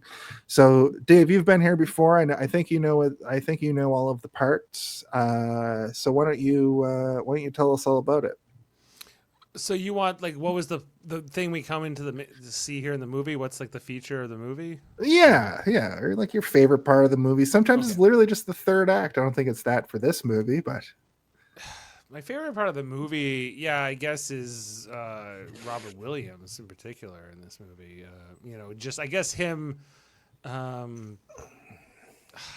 being the fish out of water in this story, and and just how great he is as the lead in the film. He just really carries it. So it's. That's for me, he's the draw. Like this is the era where like the movie star really mattered, and he was the movie star of this movie. And it's got a great cast ensemble here, but he really anchors the whole thing. Definitely. And then your final thought and your rating. My final thought. This movie still holds up quite a bit for me. I really enjoy it. Even the sequels, I love that they still, have the spirit of this a little bit in there. Although I agree with Steven that I wish they hadn't explained a lot of how the magic works and, got into, explaining all the lore quite as much as they ended up doing. But, if you can set that aside, I think this, is one of the great, 90s movies. And my rating would be, I give this an 8. This is a strong movie. Hell yeah. All right. Assuming you're on a 10. Whatever you want, brother. And of course, please come back anytime and bring along the Mary Mater podcast society, yes. Which is what that should have been the name of the whole thing, right? The Mary Mater Podcast Society. Yeah, working title. Names, it's all kinds of different versions. I appreciate your time. How about you, Steve? Well, I think that the obvious answer is the stampede. That's kind of like the pinnacle moment, the moment that was in the trailer that kind of drew everybody to the movie. It's the thing that people are waiting to see. It's the spectacle that you're expecting. But there's so many other things in this movie that I think also work that you wouldn't have been expecting, or that you didn't really come there for, but ended up loving more than that moment. But I think that would be the Home Alone of it all. There's a literal Home Alone moment in this movie, which is pretty good. What I was going to say. Yeah. Stole that away from me, buddy. And then I'll just go with that. But Van Pelt's entrance is amazing. It's like, and as soon as he comes through the door and starts yelling and shooting at him, it's almost like every time he's not on screen, I'm just waiting for him. I'm like, where's Van Pelt? Show me Van Pelt. He's the best. So I think we might go with that. Van Pelt entering is my Home Alone of it all. And my final thoughts are that this movie is still just as good for me. I'm not going to say this is going to be true for everybody, but every single time I watch it, I get the same feeling, the same vibe, and it doesn't get old. And I there's little moments that you forget about. There's charming and make you chuckle, and it makes you feel good and nostalgic, especially if you're from this time. You can really kind of like mentally put yourself back there. That's pretty good. I agree. What? Oh, yeah. It is. It does take. I don't even think it's a full day either. It's still daytime when they Jumanji. An afternoon. But the movie is all clearly shot at like 6 a.m. because they're all if you can see, their breath is just like on the air. And then if I had to, my final thoughts are that the movie is amazing, and I recommend it to anybody who has a soft spot for this sort of film, which is, a family-friendly film that kind of is it's a little bit darker, and the themes that it deals with are real, and they're things that most people can connect with, and not just on a surface level. It goes a little bit deeper, and it's a bit darker. Things that movies beyond 1995 really stray away from, especially kids movies. They don't really do it anymore, and when movies try, they end up. I just don't think that they have the formula down like they did in this era, and even the 80s where there was super dark stuff. Not my final thought. My rating, I'm going to give this movie half your body dangling through the floor while your face is breathing heavily on a spider's face. Not successfully getting the spiders to get away from you. But seconds later, the ground cracks open and you're free. And you Jumanji. It's great. It's a great rating. Fantastic. The best rating you can give it, I think. Well, thank you, Steve. Listen, Jumanji holds up as a timeless classic. I really enjoyed reliving it and seeing all the bits I couldn't remember because that was a huge part of it for me this time around. There are some great practical effects and some CGI that does actually hold up, with a lot of CGI that really those monkeys, man, goddamn, why do they have human faces? It's a great story. I liked the little time loop element of it all that really doesn't make a lot of sense, but we did discuss it at length, so hopefully we didn't figure it out, but we didn't figure it out, but Crack the I time hope code. I hope we got closer to understanding it, at least. I give this movie a 4.5 out of 5. I also give this movie a series of disasters inside a house that has a happy ending for all, including the house. Oh,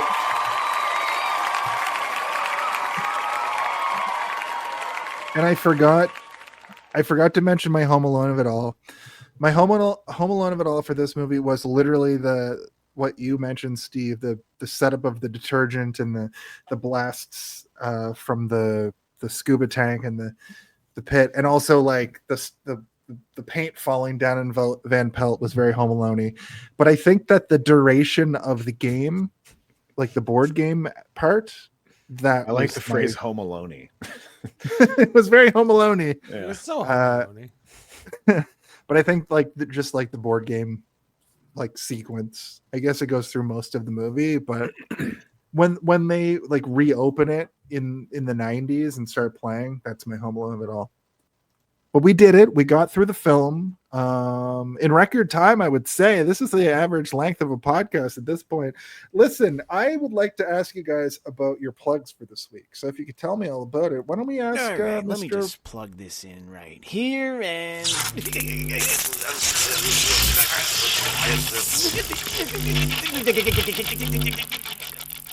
gotta get that sound effect for plugs. Well, he's dead. I can send it to you. First? There's so many layers to that sound effect. It's so good. Why don't you go first, Dave? Yeah, Dave, give us thanks. Well, of course, Live Long and Podcast, our Star Trek channel in the United Federation of Podcasts. All kinds of Star Trek podcasts all the time. So the big regular ones we're doing at the moment are on Monday nights. We have new episodes of... well, I guess they're not new. They're episodes of For All Mankind, the Apple TV series. So it came out in 2019. So we're almost done season 1 right now, and we're about to move into season 2. I've been doing that one with Heather and with Adam and Jody and them over there, and Kevin. And then Thursday nights tonight, Star Trek: The Next Generation. We've been rewatching those episodes, talking all about them. So tonight they were talking about Up the Long Ladder, the episode where they're like, "We've had a colony of Irish people. They're quite drunk. We don't know what to do with them." And then they find another colony of clones who want to try to steal people's body parts and clone them. And they're like, why don't you have sex with the Irish people? It's all better. So that's what was going on Live Long and Podcast tonight. And then we'll be back next week for the next episode over there. Plus, Davin has got his trivias and his class L probes often on Sundays. You can check that out. I think those are the big ones. Oh, and of course, Super Mater Brothers, which Jason was often frequenting us with, talking about Survivor 48. We just wrapped up a 13-episode season, 13-week season. So thank you. Well, I guess I'm not the one to say thank you. No, you can say thank you. You're the grandfather of us all. No. But I've just taken credit for their concepts. But yeah, it's I'm having a fun time here tonight as well. Super Mater Brothers, check that out. I don't know if we're doing Big Brother this summer. I have to talk to Jamil about it. I'm feeling like no, but I'm feeling like, but we'll be back for Survivor in any event, because Survivor 50 is coming around the corner, Jason. Hell yeah, brother. Cool. I posted that video for you, and everybody was like, bah, bah, bah, bah, bah. I know. You didn't even respond. I was excited. And then the other last thing, I was just on Trivial Debates on Sunday. I was hosting, and we did a Teenage Mutant Ninja Turtles theme, and we had a great panel there. We had Justin, we had Sean, and we had Michelle. Michelle is from Cowabunga Corner. She's like the biggest Turtles fan I've ever met in my life. Did she win? I Actually, can't maybe. spoil it. Yeah, true. Maybe watch the episode. Yeah, watch the episode. But she was passionate, Right. and she's very creative. So it was a very fun episode talking Turtles. Cool. Excellent. Well, David, I appreciate your time. You're welcome back to the show anytime you'd like to come back. You'll be back for James Bond, I'm sure. Steve, what do you have cooking on the back burner? You got a lot of things, brother. Yeah. Well, there's the Sonar Network podcast series, comedy podcast series. It's a narrative series. It's called Stanland. The trailer's up now. You can find it at thesonarnetwork.com/Stanland.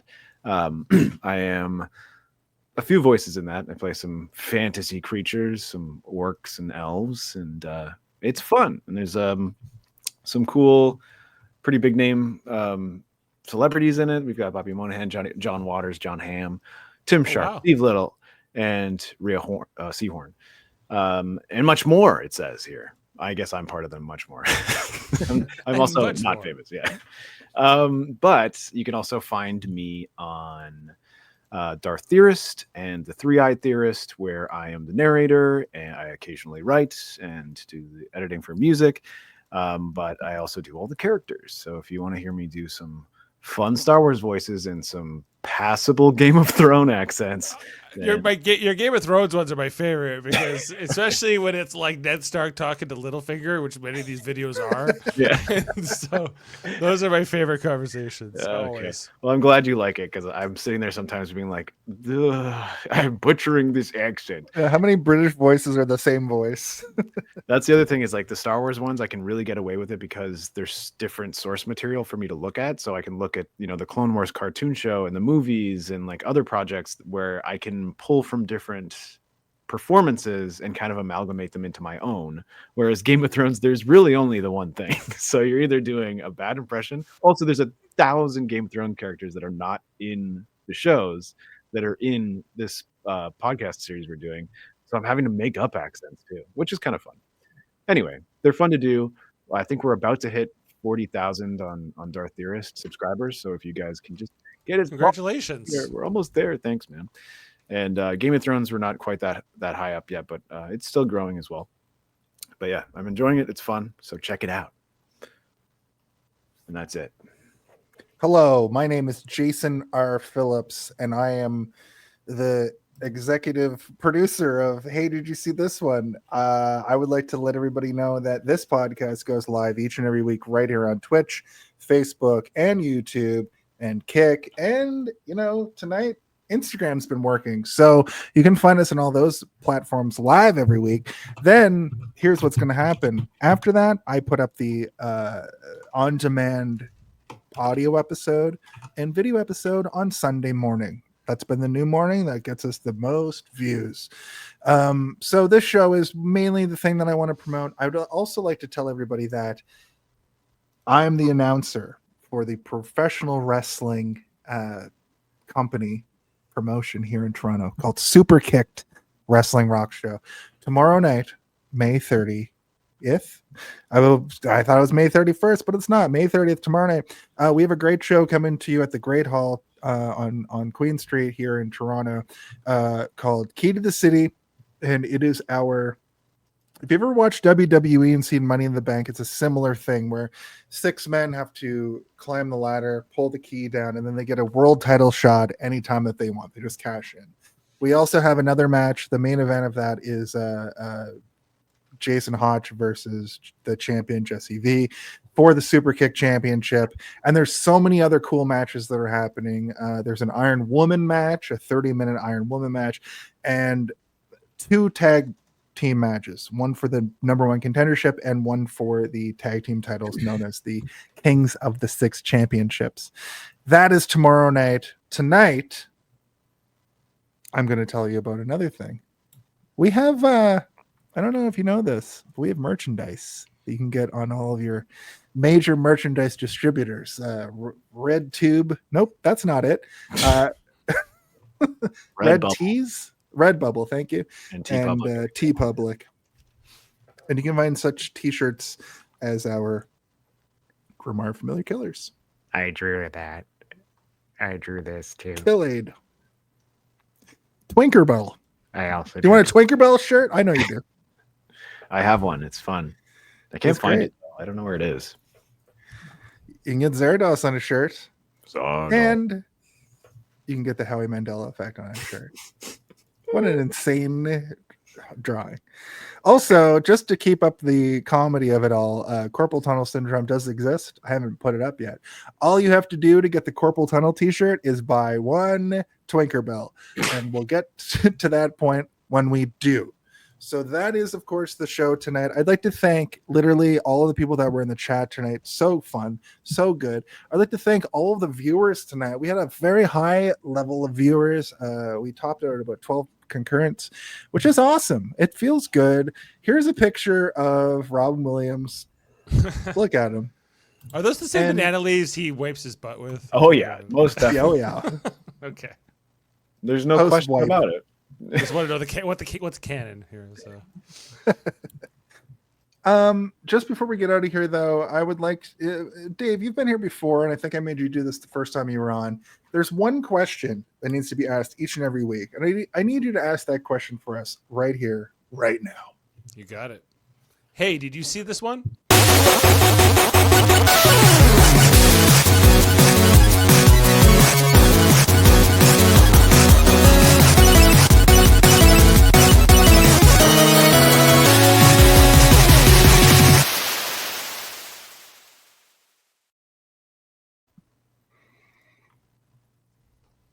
Do you guys think that, like, if there was a huge time loop and like all of the people like who went through the time loop had to go through it, they would come out on the other side and probably, get the internet? And when they got the internet, do you think they would watch this show? Jumanji!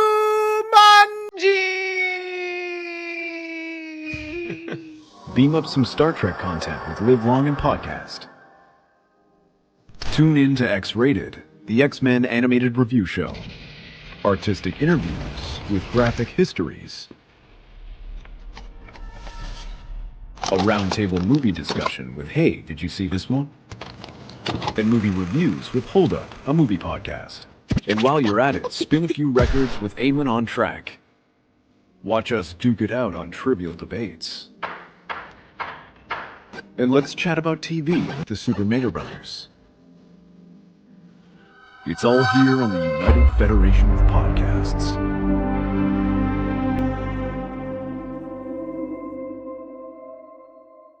I'm the only 60s guy in the world.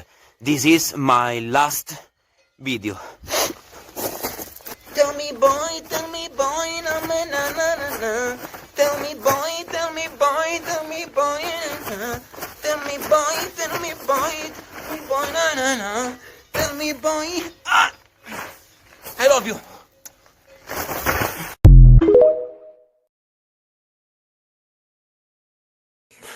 Okay.